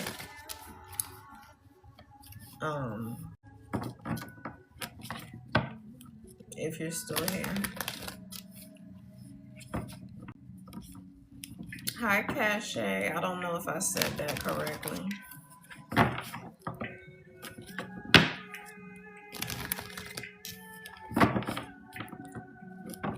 Okay, so you wanted to know, higher self spirit, should Cass be staying or leaving her job?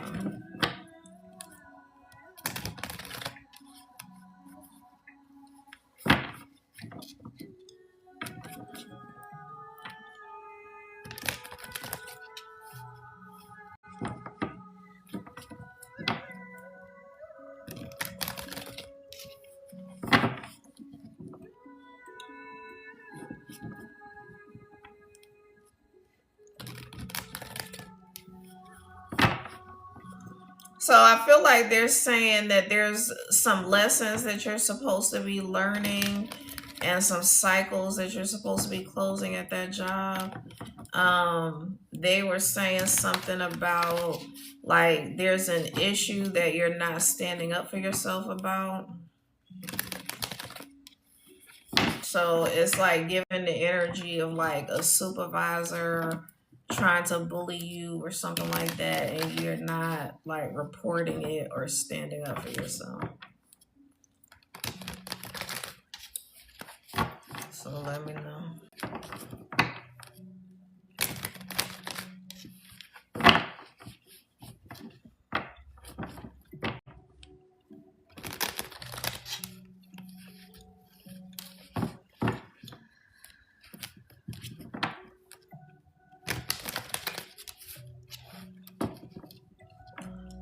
So yeah, have a supervisor being rude and taking things away.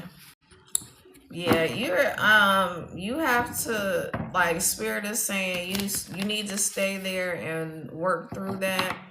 And it's like you're being put in a position to stand up for yourself and not be afraid of losing your job.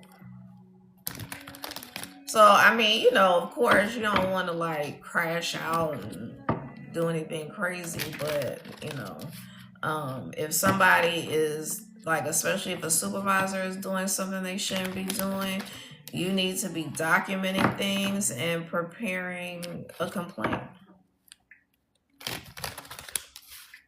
And I get it that because of people pleasing and all that, and we don't want to be the villain in people's stories, and we don't want to be talked shit about and all that stuff, but like, we don't want to be considered the snitch.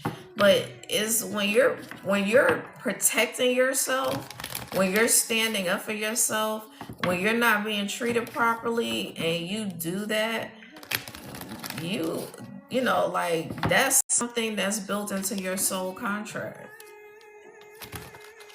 Because if you're like not standing up for yourself at work, you're not standing up for yourself in romantic relationships, you're not standing up to yourself in family relationships, you're just letting like all kinds of energies take you for granted, run all over you. You know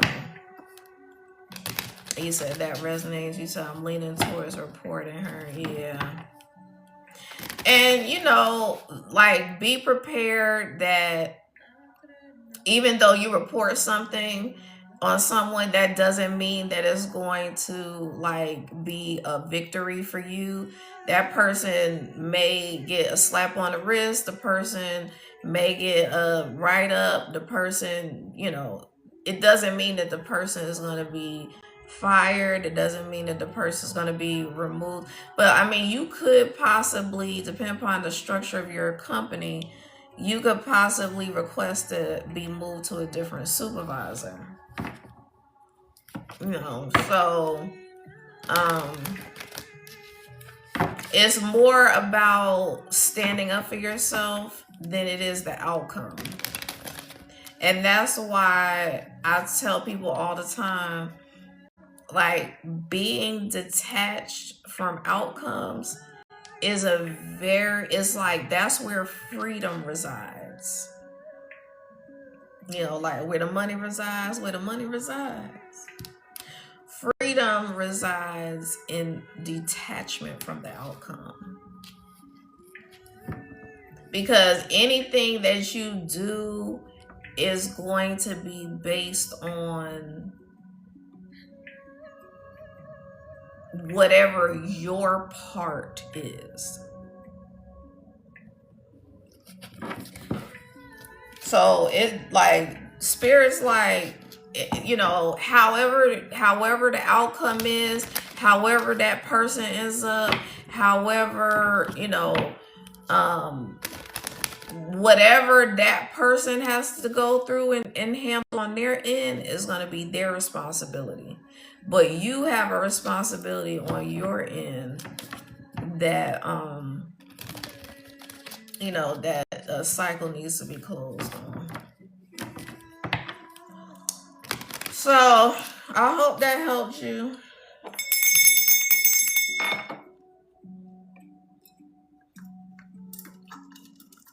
Thank you for trusting me with your energy. I was not expecting to do free readings tonight.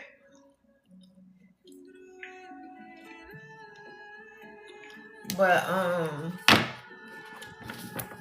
I may pull a couple cards. Okay, good. He says my responsibility for sure. Okay. Thank you. Yes, I'm working on my micro log journey.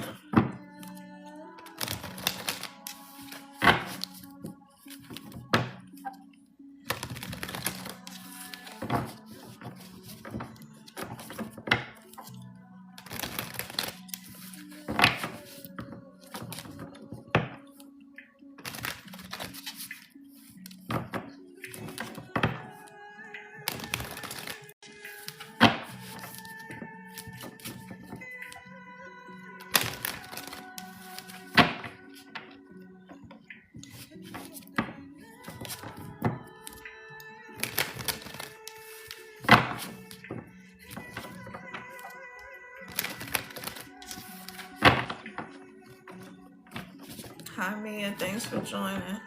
Oh, thank you. I got the payment. Thank you, Cassandra.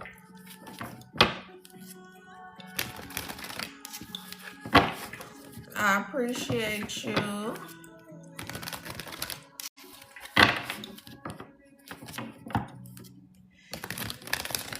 And I didn't say that to like guilt you.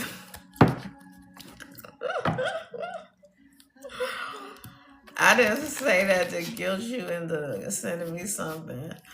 I make it known like this I have a job. So like if as much as I would love to make this like my part-time, my official part-time, I'm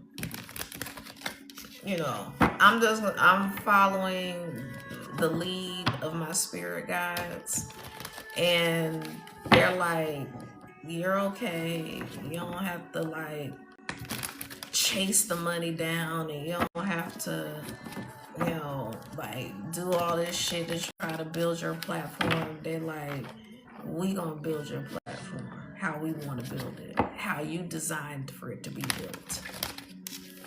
And so I just basically have to go with the flow. You said no, I understand. Got to put into the ego. Oh, I appreciate you. I appreciate you.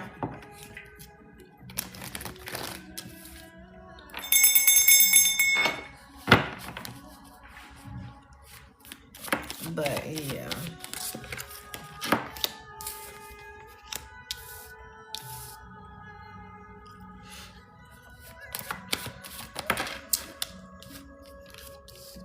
So basically, this is what I was just talking about. Defending yourself, standing up for yourself is where you're going to find your power, your success. And when you do your part, the victory is already won. You're already successful. You can count it a win regardless of what the outcome is, because you did your part. Alchemy, transmuting energy. And so when you stand up for yourself, that is alchemy. Because now you're taking that energy, that negative energy. I don't like to use the word negative, but for lack of better terms, you take that negative energy, you transmute it through standing up for yourself, and then the divine brings you the victory. You're not relying on the HR decision. You're not relying on, people, just people in general. Because, and you have to be prepared that if you make a complaint and nothing happens, you have to be prepared for that person spreading false narratives about you, trying to get people to come against you, trying to get people to not like you, constantly gossiping, laughing and celebrating because you didn't get what they think you wanted. So like if the person doesn't get fired or nothing really disciplinary happens, they like, yeah, she thought she was gonna do blah blah, and I just skated through that situation. But trust me,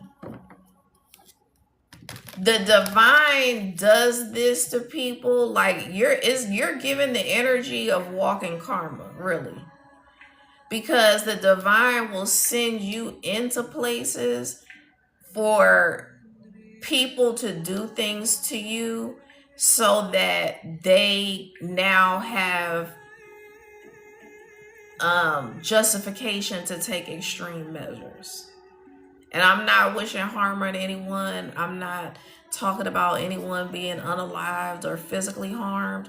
But being locked up in a spiritual jail, like basically being locked up in a prison in your mind and in a body,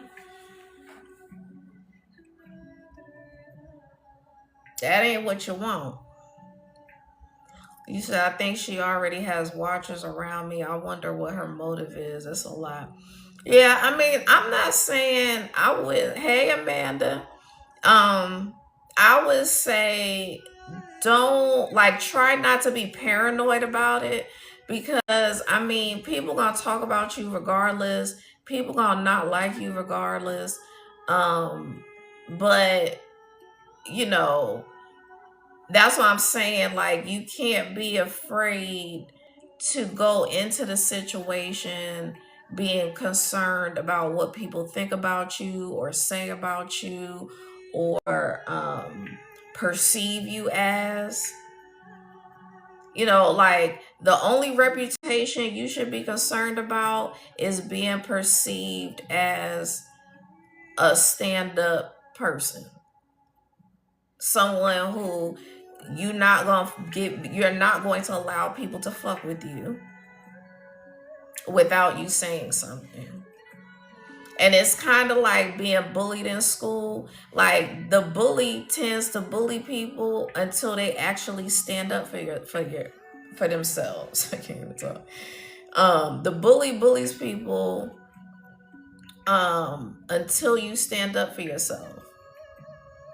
Like as long as they feel powerful, as long as they feel like they can make you cry, as long as they feel like they're hurting your feelings, that empowers them. Like that's where the energy siphoning and all that stuff comes from. And especially if you're walking karma, if you're a very powerful spiritual being, all of that shit, like people are going to like recognize that energy and try to come against you because it's a twofold situation. As much as you need to do your part and close that cycle, they need to come against you so that the divine can handle them accordingly. Because by the time they get to you, they've done it to a multitude of people before you. And spirit has given them time after time after time, time after time, Cindy Lauper. But spirit has given them multiple opportunities to turn it around. To say, this same shit keeps happening. I keep doing the same shit over and over again. What is it that I need to look at? What is it I need to address? What is it that I need to change? And if they're going to refuse to do that, and then you step on the scene, it's a wrap. Hi Jay, how you doing? So thank you for the gifts.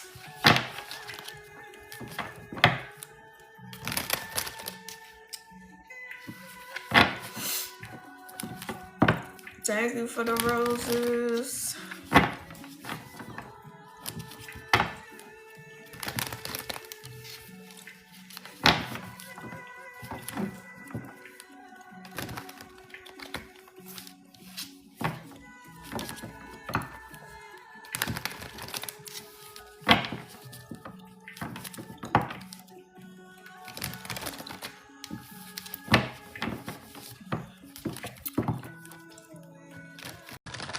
Thank you for the hand hearts. Hey, mama. Hey, mommy. What you doing?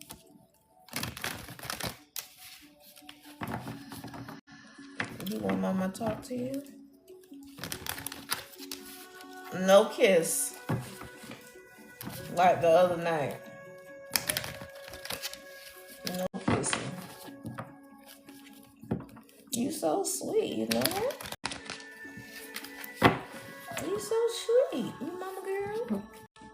Don't lick my mouth now.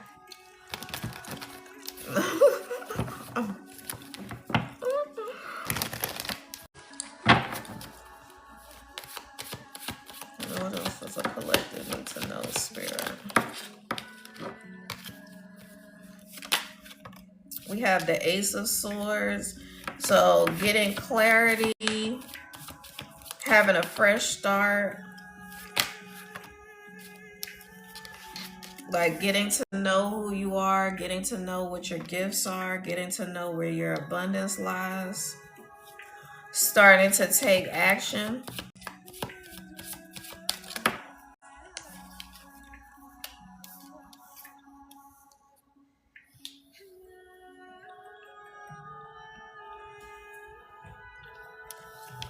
Coming out of this energy of like not having direction, not knowing what your purpose is, having a lot of mental anguish. But like I said, when spirit puts somebody in like a spiritual prison, they end up looking like this right here. On some can't eat, can't sleep shit. We talking about paranoia, delusions. It's not a good look at all. Because what happens is most of these people that encounter walking karma, it's because they play a lot of mental games with people. Like, I swear these motherfuckers be neurospicy geniuses, but they use that mental power to try to play Jedi mind tricks and mental gymnastics with people. And so naturally, the karma for doing that, yes, narcissistic behavior. The karma for doing that is they gonna put you right where you tried to have other people. And like I was talking about needing to close a cycle by standing up for yourself. And Spirit wanted me to bring attention to the fact that he's fighting on behalf of him. Look, I'm trying to hide my nails because it look terrible. Look, don't judge me. I'm taking these off actually. I'm going to the salon on Fridays or one of these days. I just haven't had time. I haven't wanted to make time. Let's put it that way. But he's standing up and fighting. So like he's not being knocked down no matter how many wands are against him. He's standing up and fighting. You know, his feet are planted in the ground. He's stable. He looks like he might be pretty skilled. And when you are a spiritual warrior, when you're walking karma and all that stuff, you have to endure the toughest test, because you have to be the one to be sent in to stop some of the most powerful opposing energies. So like these energies, they get powered up by the feeling that someone is beneath them mentally, energetically, connivingly, if that's even a word. But when these people feel superior to others mentally and they feel like they can do passive aggressive shit and cause the person mental anguish and to be sad and depressed and upset and all this shit, as soon as you take that power away from them by standing up for yourself and saying, fuck you and the damn horse you rode in on, I'm going to write this complaint. I'm going to stand up for myself. And where you had me fucked up at was when you thought that I was this soft, naive, passive pushover because I'm a kind-hearted individual and I'm cool with everybody until you not cool with me. You thought that I or you was like one of the rest of these motherfuckers that won't stand up for you, to you, rather. You thought I was one of them. You thought I was one of them that would be like scared that I was going to lose my job for reporting you, or scared that you were going to have all these people not liking me, or scared that I was going to be talked about, scared to rock the boat.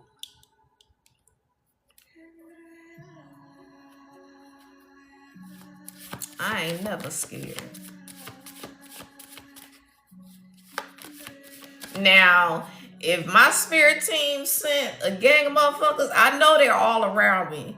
But if they lit up like a damn Christmas tree and I could suddenly see all of the niggas in this house right now, I'm not gonna be talking about I ain't never scared. Cause I'm working with giants. So, like, ain't no little shit popping over here. If they hit them switches where I can see the people that's around me, that's different. That's different. You said, is walking karma typically spiritually covered? Yes, because when you're walking karma, that doesn't have a negative connotation. So people get scared of the word karma, but there's like basically, so your karma is simply reaping what you have sown. That's it, that's all. Like, people try to be like, oh, God don't play about me, and God loves me and my spirit team, and they warriors. And I say that stuff too because I know I've seen it in my dreams where they were fucking somebody up on my behalf spiritually. But it was less about me and it was more about that person. So, like, yeah, you're being that I'm walking karma and I have an instant return to sender, it's just gonna completely bounce back. Like, whatever you have done to me. But at the same time, like, that other person's spirit team is gonna be fucking them up for not doing what they were supposed to do. So it's like it's like somebody getting jumped by a bunch of damn spirits, because it's like your spirit team and their spirit team is trying to get them to wake the fuck up. You know, like, stop what you're doing. And they done gave me that song, Stop What You're Doing, because I'm about to ruin the image and the style that you're used to. The damn Humpty song.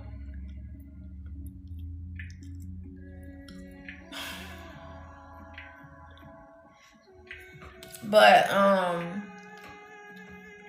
yeah, so like, being walking karma doesn't mean that you're being punished or you're having to suffer karma. It means that you go in so that the divine can handle that person on a different level. Because when you come against, so 9 times out of 10, when you're walking karma, you are a high-ranking spiritual being. You're a star seed being.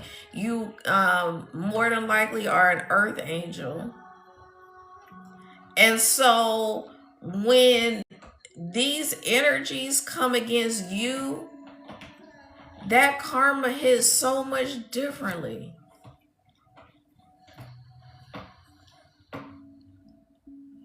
Because you are literally the beloved of God. And I was totally confused about that for like the first half of my life, because I was like, why am I having to go through all this? Why am I facing so much opposition? Why are people coming at me left and right? I mean, completely unprovoked. And I'm not a perfect person. I used to be real flagrant with my mouth at times, and I could be real spicy because I have a lot of fire in my chart. So I'm not saying that I didn't piss people off ever. I'm just saying that I was never like malicious or deliberately intentionally harmful. Like, did my pain and my anger and my rage emit itself at times? Absolutely. Was it justified most of the time? Absolutely. Could I have taken a different approach and had a different delivery? Absolutely.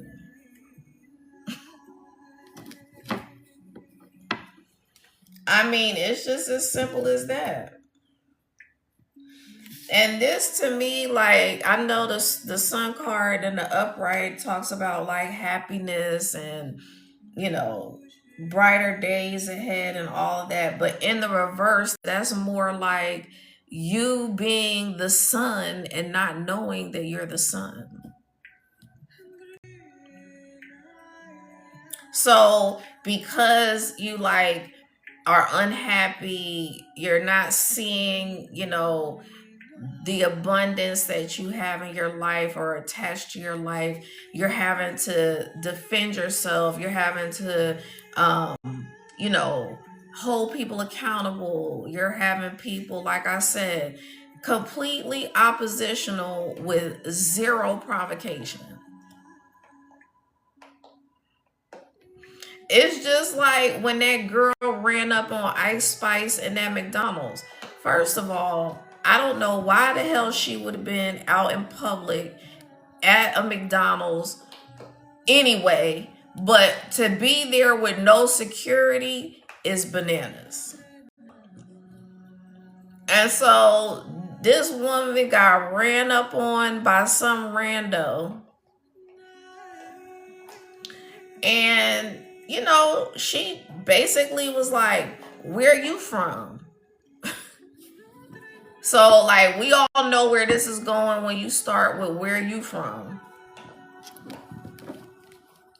But then to like attempt to assault her, like all of that, she just sitting there. She in the back of the restaurant, sitting there at the table with her friend, trying to be low key. And this chick literally ran up on her. And then she tried to like create this false narrative when there's a whole ass video of how everything went down. Video with audio. So like the cameras in the McDonald's picked up everything that was being said and exactly how it happened. And this girl painted a totally different picture. And so that's what I'm saying. Like, when you have to protect yourself, when you have to defend yourself against attacks,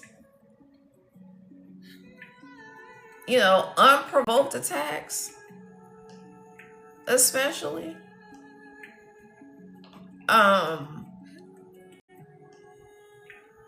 that's like that situation is what it looks like. Somebody did some foul shit and then they create a false narrative about it. And if you don't have video documentation of everything that went down, people are just gonna believe that shit because the person, that chick, was very convincing. She can lie her ass off.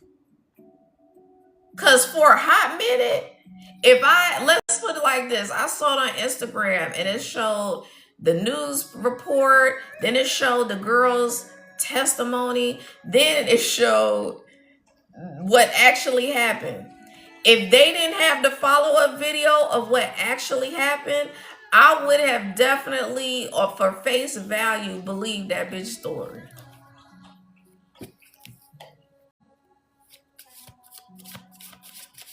And so literally that's how it goes down. And I'm not saying go record anybody either, because that could get you in trouble. But I'm just saying that just be prepared to detach from the outcome and just know that whatever you did on your part is what you were supposed to do.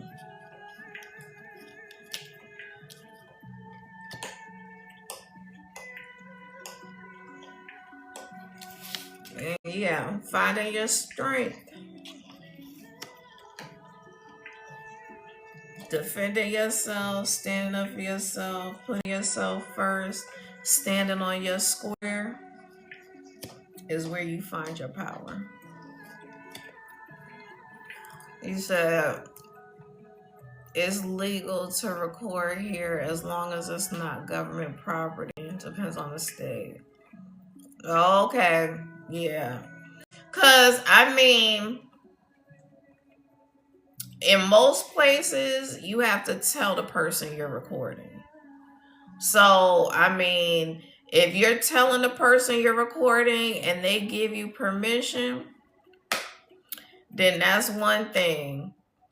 But like if you get called into somebody's office and you're secretly recording on your watch or your phone or something like that, and they don't know they're being recorded, that could put you in a sticky situation. You say usually at will stays. You gotta tell here. Okay. Okay. Well, I learned something new today. But so yeah. Just use, good judgment. Yeah, and this is like a leader abusing their power.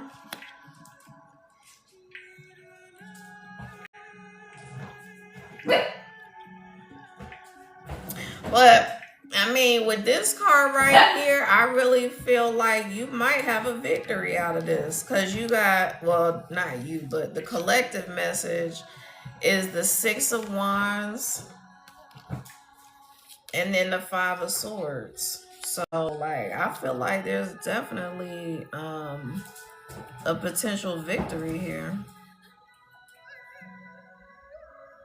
But like I said, that can also be interpreted as like a spiritual victory, because your spirit team will be celebrating what you did on your behalf to uphold your end of the bargain.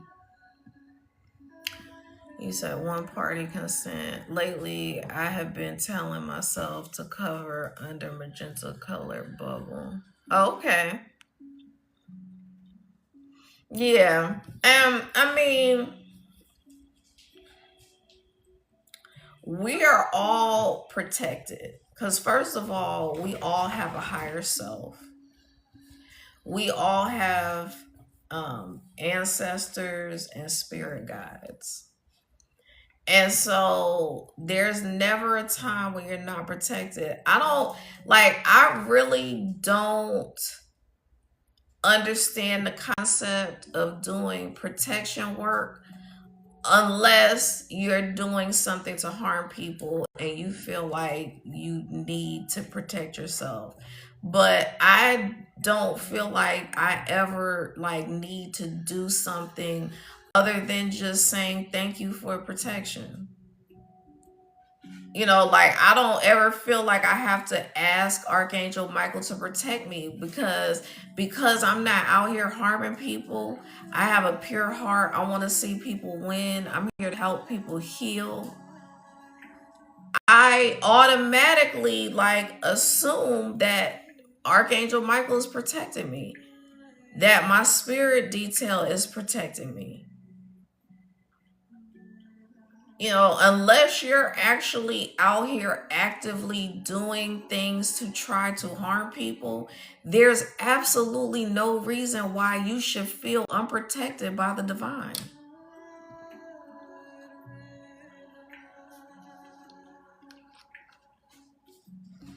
And so, like, I'm not trying to shade any spiritualists for doing protection stuff. I'm not trying to shade people for believing in spell work and all of that stuff. But for me, I don't ever worry about protection. Cause like I'm very clairsentient. So like my higher self will touch my back in a particular place on my shoulder when I need to know something. So like for instance, I was outside walking the dog and it was kind of dark, but I was on the main street in front of my apartment complex. There's lights, cars going by. So if anything were to happen to me, it's going to be in plain sight and there's going to be witnesses. However, there was this guy that was like rapidly walking up behind me, and I did not hear the person. I didn't see him or anything until he got right up on my back. But my higher self was touching my back to let me know, like, you're safe. We got you. But look up. Somebody is behind you. And as soon as I looked up, I was like, oh shit. And he was like, I'm so sorry. So sorry. Because I turned my head and he was right there and was in all black, had on a black hoodie. Big guy too. Like he could have, if I didn't have the protection I had, if he was off his rocker, that's an old saying. I'm dating myself now. If he was crazy as hell, he could have snatched my ass up with no problem. Now, Onyx would have lockjawed on his ass. But I'm not ever worried. I've been in car accidents, all kinds of stuff. And like the officer, I've had 2 car accidents where the officers were like, I don't even know how you made it from that one.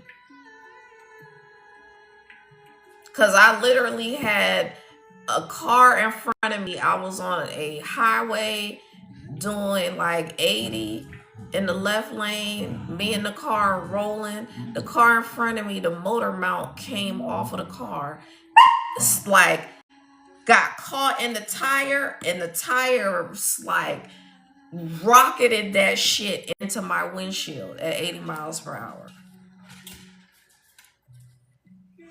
Instead of it coming into my windshield and basically cutting my head off, it bounced off of my window and flew behind my car. But I had a massive hole in my windshield right in front of my head. And the state trooper was like, first of all, I know y'all are traveling at a higher rate of speed because you're in the left lane. And he was like, secondly, I'm not really sure how you maintain control of your car, ma'am. Like he's befuddled. He's looking at the car. He's looking at me. He's looking back at the car. He's looking at me. I'm unscathed. He was like, I don't know how you managed to keep control of the car, move over into, I moved my car. So I decelerated. I moved my car over to the emergency lane and all that shit. So, highway full of people. He was like, I don't know how you didn't like swerve and cause a pile up.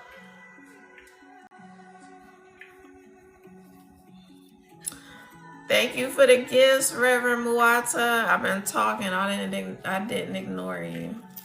But yeah, that's happened. Then when I was a PO, I was driving a state car and I was on a back country road at night doing curfew checks, and a whole bullet came through my driver's side window, like this far from my head. I was driving, and my coworker, who is a skilled marksman that was in the military, he was like, Amanda, it is, first of all, it's extremely difficult to hit a moving car. And I wasn't the target. Maybe the state vehicle was the target, but I hadn't been a PO long enough. I hadn't pissed people off long enough for somebody to be trying to snipe me out. But he was like, it was, because I heard it, like it hit the window, and I didn't realize it came through the window because there was a pinhole like this in my window. The window was intact, but it was like a hole like this. And it wasn't that big. It was like, I don't know, like a 22 or some shit. It was even smaller than that. But it hit my window. I thought it was a rock that hit my window because there was glass like coming in on me. So again, I'm like traveling at a decent rate of speed. It's very difficult to hit a moving car with a bullet like that. And then I'm like having to gather myself while glass is falling in on me. So I had to like drive to safety. I drove up the street and ended up in a church parking lot, ironically.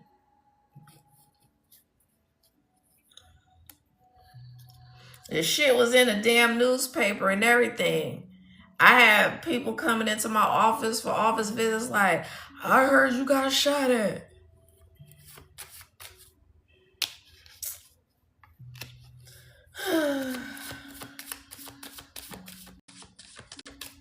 But anyway.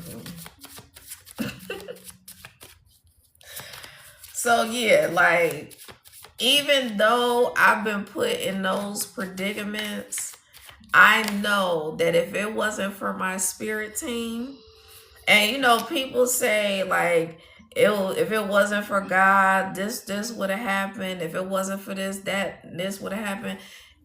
It's totally true. Like, people have near-death experiences for a reason. I feel like every single decision I made, every single person I encountered, every single situation I found myself in was like softening the blow to my awakening.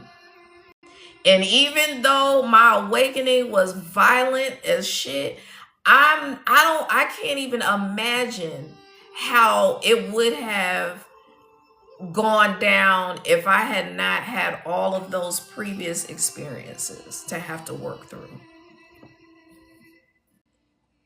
And that's ultimately, like, I feel like Spirit is saying that's ultimately what we're experiencing right now.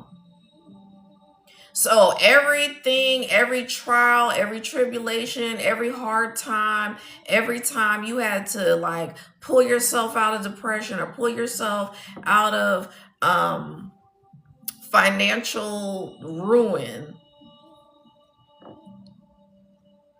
or, you know, overcome or work through a legal situation, or go through a bad breakup, or whatever. All of those experiences that you have to work through is what softens the blow of the awakening, because like I was saying earlier, the frequency of the planet is increasing, and now it's starting to increase more rapidly. And so for all those people who have not handled adversity well, and they're just existing and they're not doing any of the work, those are the people who are not going to awaken. And so if you think your life is bad now, if you think you've been through some fucked up, treacherous, hellified shit already,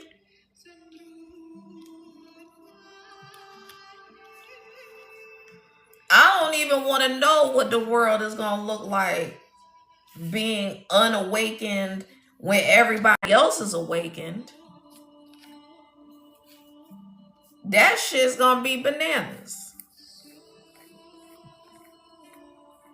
So, yeah, being awakened.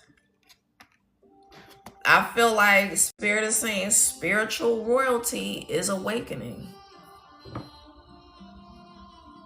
You will be getting clarity on who you are, on your spiritual rank, on what your mission and purpose is. And really, when you're a star seed and when you're here on a very specific mission and purpose, you don't get the option of choosing to awaken or not. Now, other people that are working through all of the things that they need to work through, they have the choice to awaken or not. Starseeds do not have that choice, because you're going to end up having to be rulers over a fallen empire. Hey, Angie. So when the empire falls, you're going to have to then be equipped and fully awakened to be in position to be a leader. And restoring the planet to its original specifications.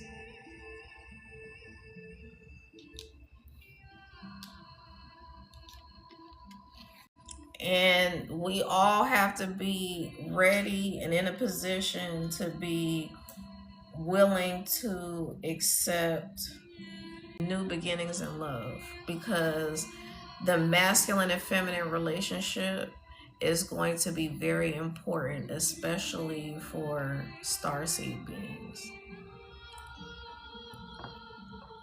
Because just like you set the precedent for how people should move through spirituality, you set the precedent for how people should respond to adversity, you set the precedent for how people can overcome awakenings and all kinds of whatever, mental anguish, whatever.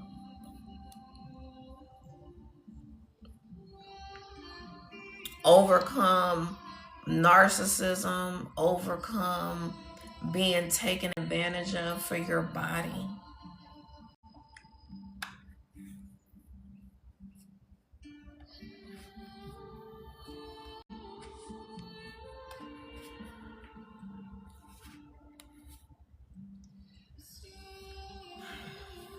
And so when you've been through all of that, it's sometimes scary to consider someone who you know can provide the love for you that you need. It can be a little scary. Because I'm one of those people that I'm like, I've been manifesting my person. I've been like, bring this person on. I'm like, bring it to me now. I've been saying I'm ready. I'm, choosing myself first. I'm doing this. I'm doing that. I'm handling business. I'm doing the inner work. And then as I'm being presented with like what I would consider a like potential is a little like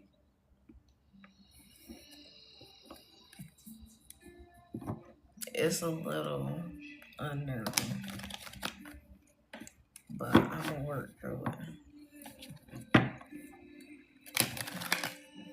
You said, are those kind of people? I'm not sure what you mean.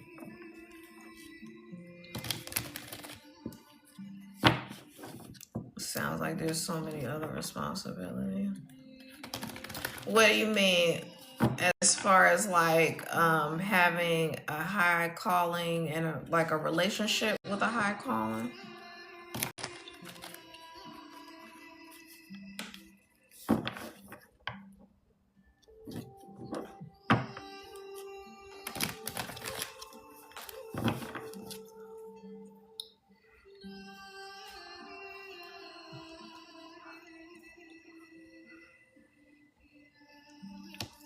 Oh, definitely. Yeah, that's what I'm talking about. People with a high calling having a divine partner. Because where people have it twisted is that people like society and fake spiritualists have deceived people in the sense that everybody thinks they on the twin flame journey, and people think that, you know, if that's their soulmate that they have to be together, if that's their twin flame that they have to go through the bullshit with this person, and they gotta, you know, let the person circle back, and they gotta you know, just it's the information is not accurate. You said it was seen to me those with that calling may have to wait later for love. Yeah, definitely. I mean, that's definitely a probably the prerequisite, because I had to go through a lot of tough relationships in order for me to get to this point now. And like I said, because I've never been, probably weren't here when I was talking about this, but I've never been loved properly. And I still deal with trust issues, abandonment issues, rejection. And so that's going to be my challenge, is like when this person presents himself to me, I'm going to have to really, first of all, trust myself and trust my intuition about the situation. And I'm going to have to um, trust that I'm on the safe side of being able to receive love. Now, I ain't gonna lie, it's still challenging to me, because when my spirit team allows people to circle back, I'm like, come on, y'all. Like, please. Like, stop doing this shit. I thought I have passed enough fucking tests.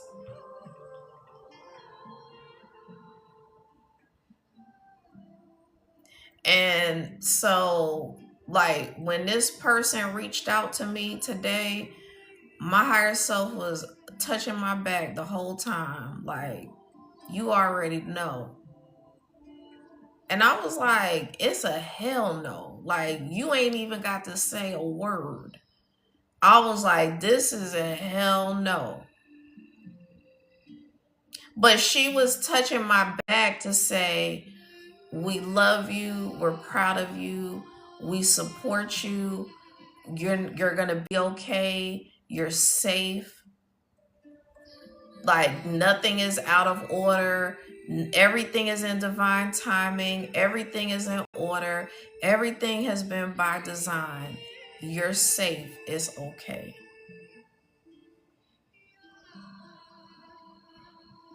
And so it just so happened on the day that I had a therapy appointment. and I was able to like process through some other things, like some inner child stuff, some things from my childhood, some things about people pleasing and all this other stuff, giving people too many chances to hurt me is people pleasing.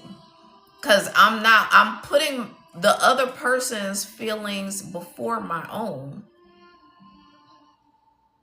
And like I had a conversation with homeboy and I was like, you were the only one that benefited from any of our interactions.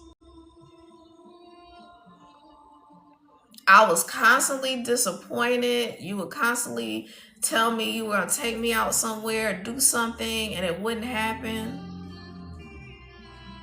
And I said, you benefited from me only. Like, you got what you wanted out of the relationship or the situationship, whatever you want to call it.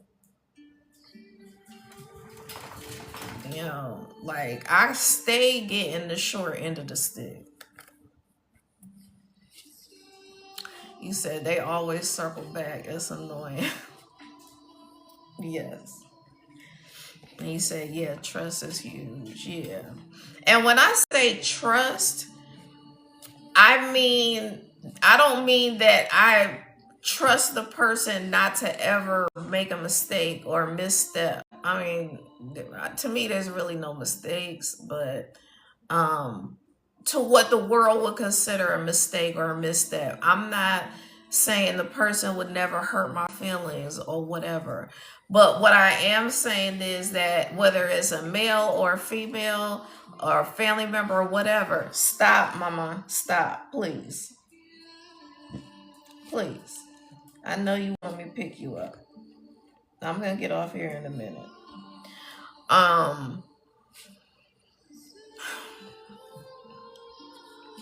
What was I saying? Now I'm distracted. I'm not saying that the person has to, like, I have to trust that the person will never do anything that I don't agree with, but I have to trust that the person always has my best interest at heart. So if something happens that makes me mad or makes me sad or I'm disappointed about or let down about or whatever, I guess disappointment and let down is the same thing. I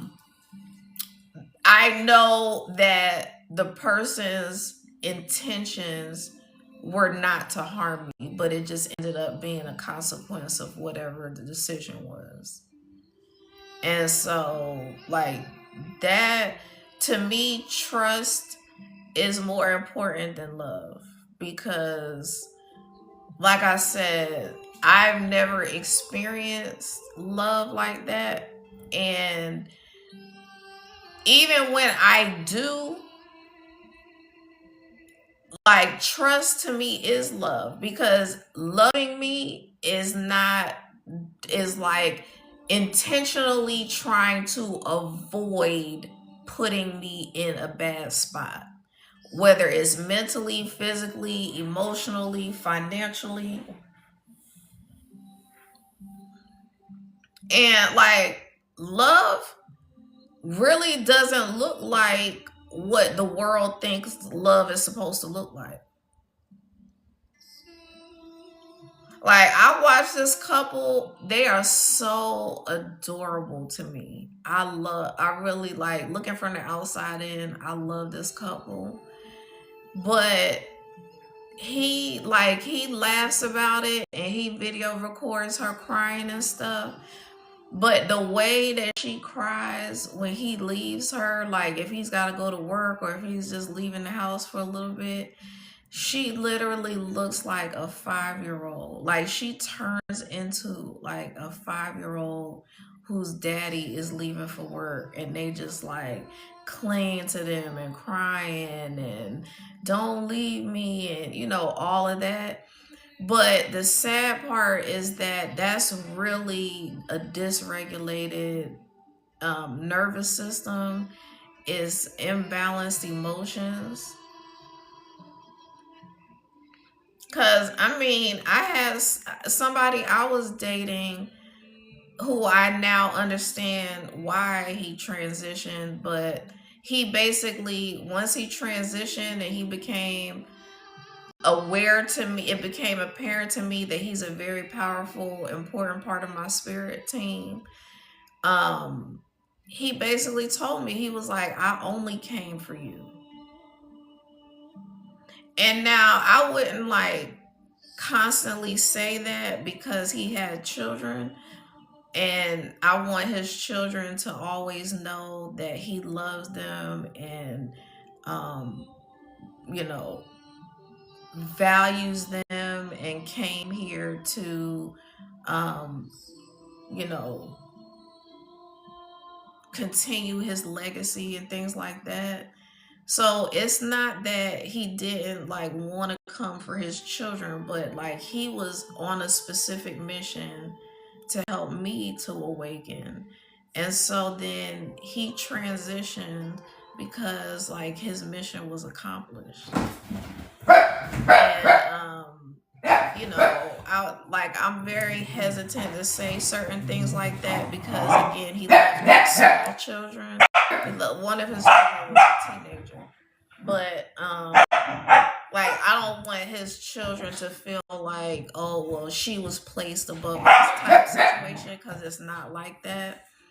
But like from a spiritual perspective, if someone's contract is very specific, like this is what's going to happen, I'm going to have these children, they're going to follow in my footsteps, they're going to have my energy, so they're going to be very powerful spiritual beings as well. So I'm leaving a legacy of my energy in other vessels. So like his energy still exists in their vessels, but from their like sweet perspectives, they wouldn't understand that, okay, well daddy had this specific mission and purpose, and he didn't want to leave us, he didn't like abandon us, like like all of those things that they may feel, all of the things like feeling like God forgot about them, or did them dirty or something like that. It has nothing to do with that. And truly, when like just being in a vessel is aggravating, like it's all in your mind. If you fear transitioning out of here, it's all in your mind, because most people, most energies in a vessel want to be free of a vessel, because this is not comfortable for us, especially if you're a star seed. The vessel is like wearing a itchy ass wool sweater your whole life. Your energy wants to be free.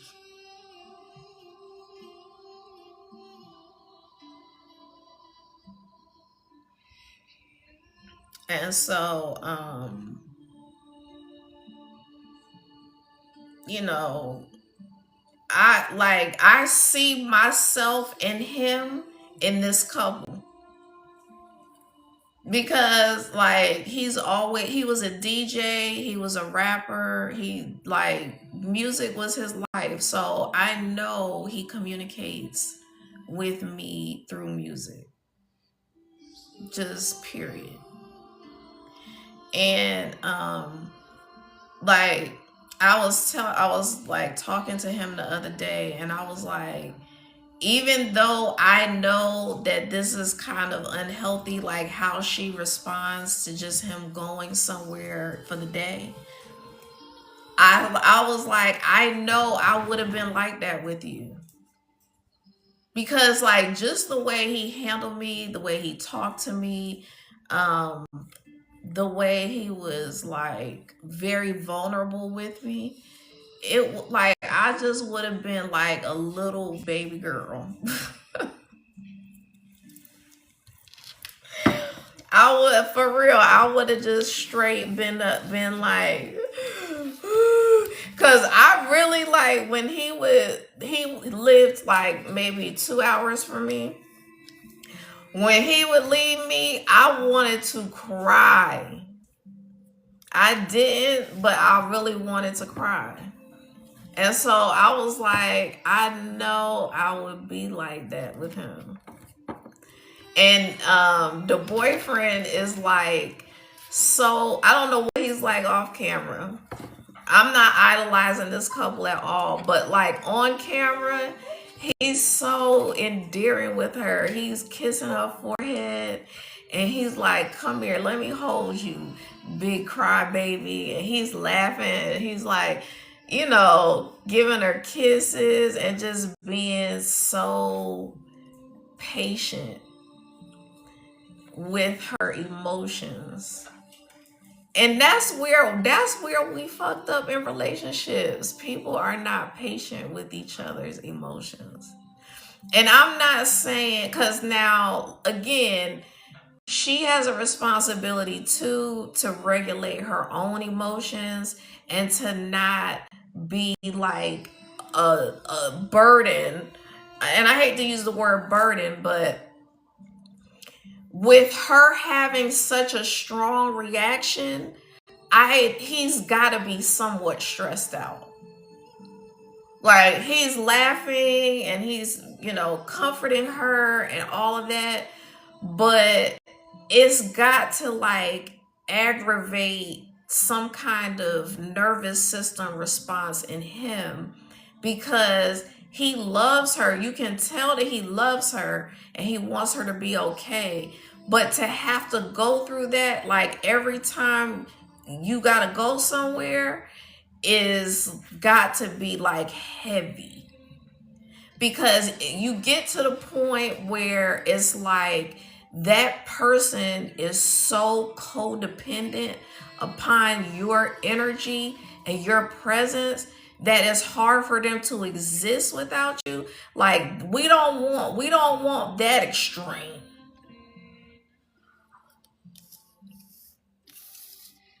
Like I want my person to make me want to cry when they leave, but it's because I'm just so happy to be around them. Like they bring me so much joy. And like I just want to cry a lot. Happy tears though. Like just be looking at him crying like I never knew I could be loved like this. Now those type of tears. Like we can't. We not doing codependency. We not doing codependent trauma bonding.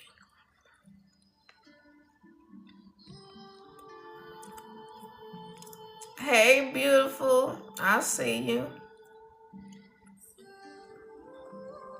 Is that how you say it? Cause I know you've been here before, but just abbreviated.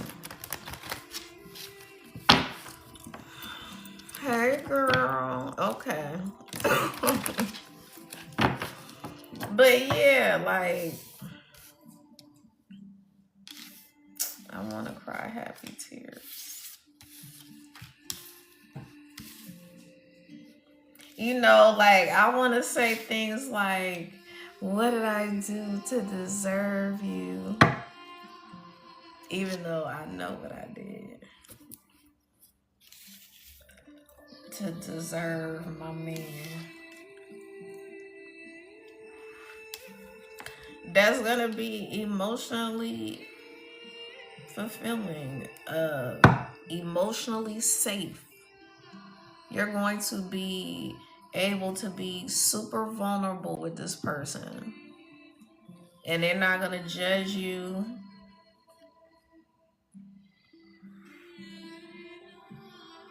They're going to, like, you see how he's on a horse and holding the cup above the horse. Spirit is like, this person is going to protect your emotions with high honor because this person has done the work to be able to be carried by the divine, and then he's going to be able to carry you because the divine is carrying him. That's deep.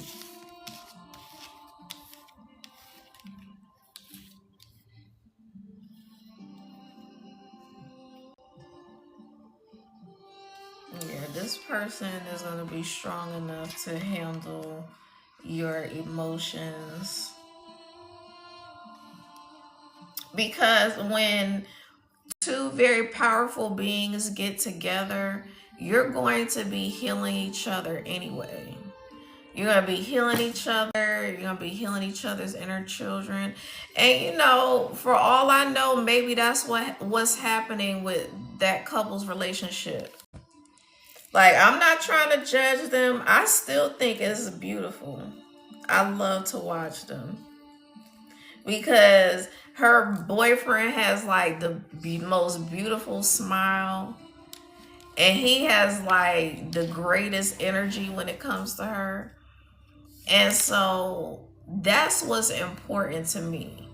You know, like he's probably looking at the situation like, I can help her work through her emotions because she's, by virtue of her crying like that when he has to leave, that's letting him know on a deep soul level that she loves the shit out of him.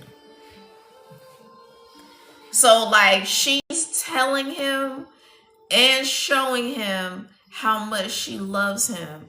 So that in turn is healing him. So he can be patient with her while she works through that. That's beautiful. But yeah, so like that love that you all will share is going to definitely strengthen you each individually and as a couple. And I feel like there's going to be, you know, maybe a message or something coming in soon. Fast moving energy. And, you know, that could also mean that the relationship may progress pretty quickly. So it might go from, hey, I'm kind of like interested in you, from like more than just a friend's perspective, and so can we start to get to know each other, like working towards building a real relationship and all of that. And so then that changes the situation, and then it may just like damn take off after that.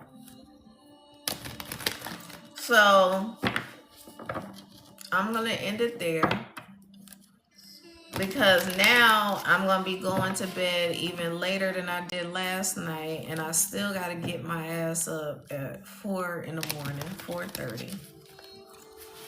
And so thank you for the heartbeat. Yeah, so it's been real. Thank you all for coming through. Good night. Thank you for the likes. Thank you for the gifts. Thank you for supporting my business. It's so funny to say my business, but anyway. All right, y'all. Have a good night.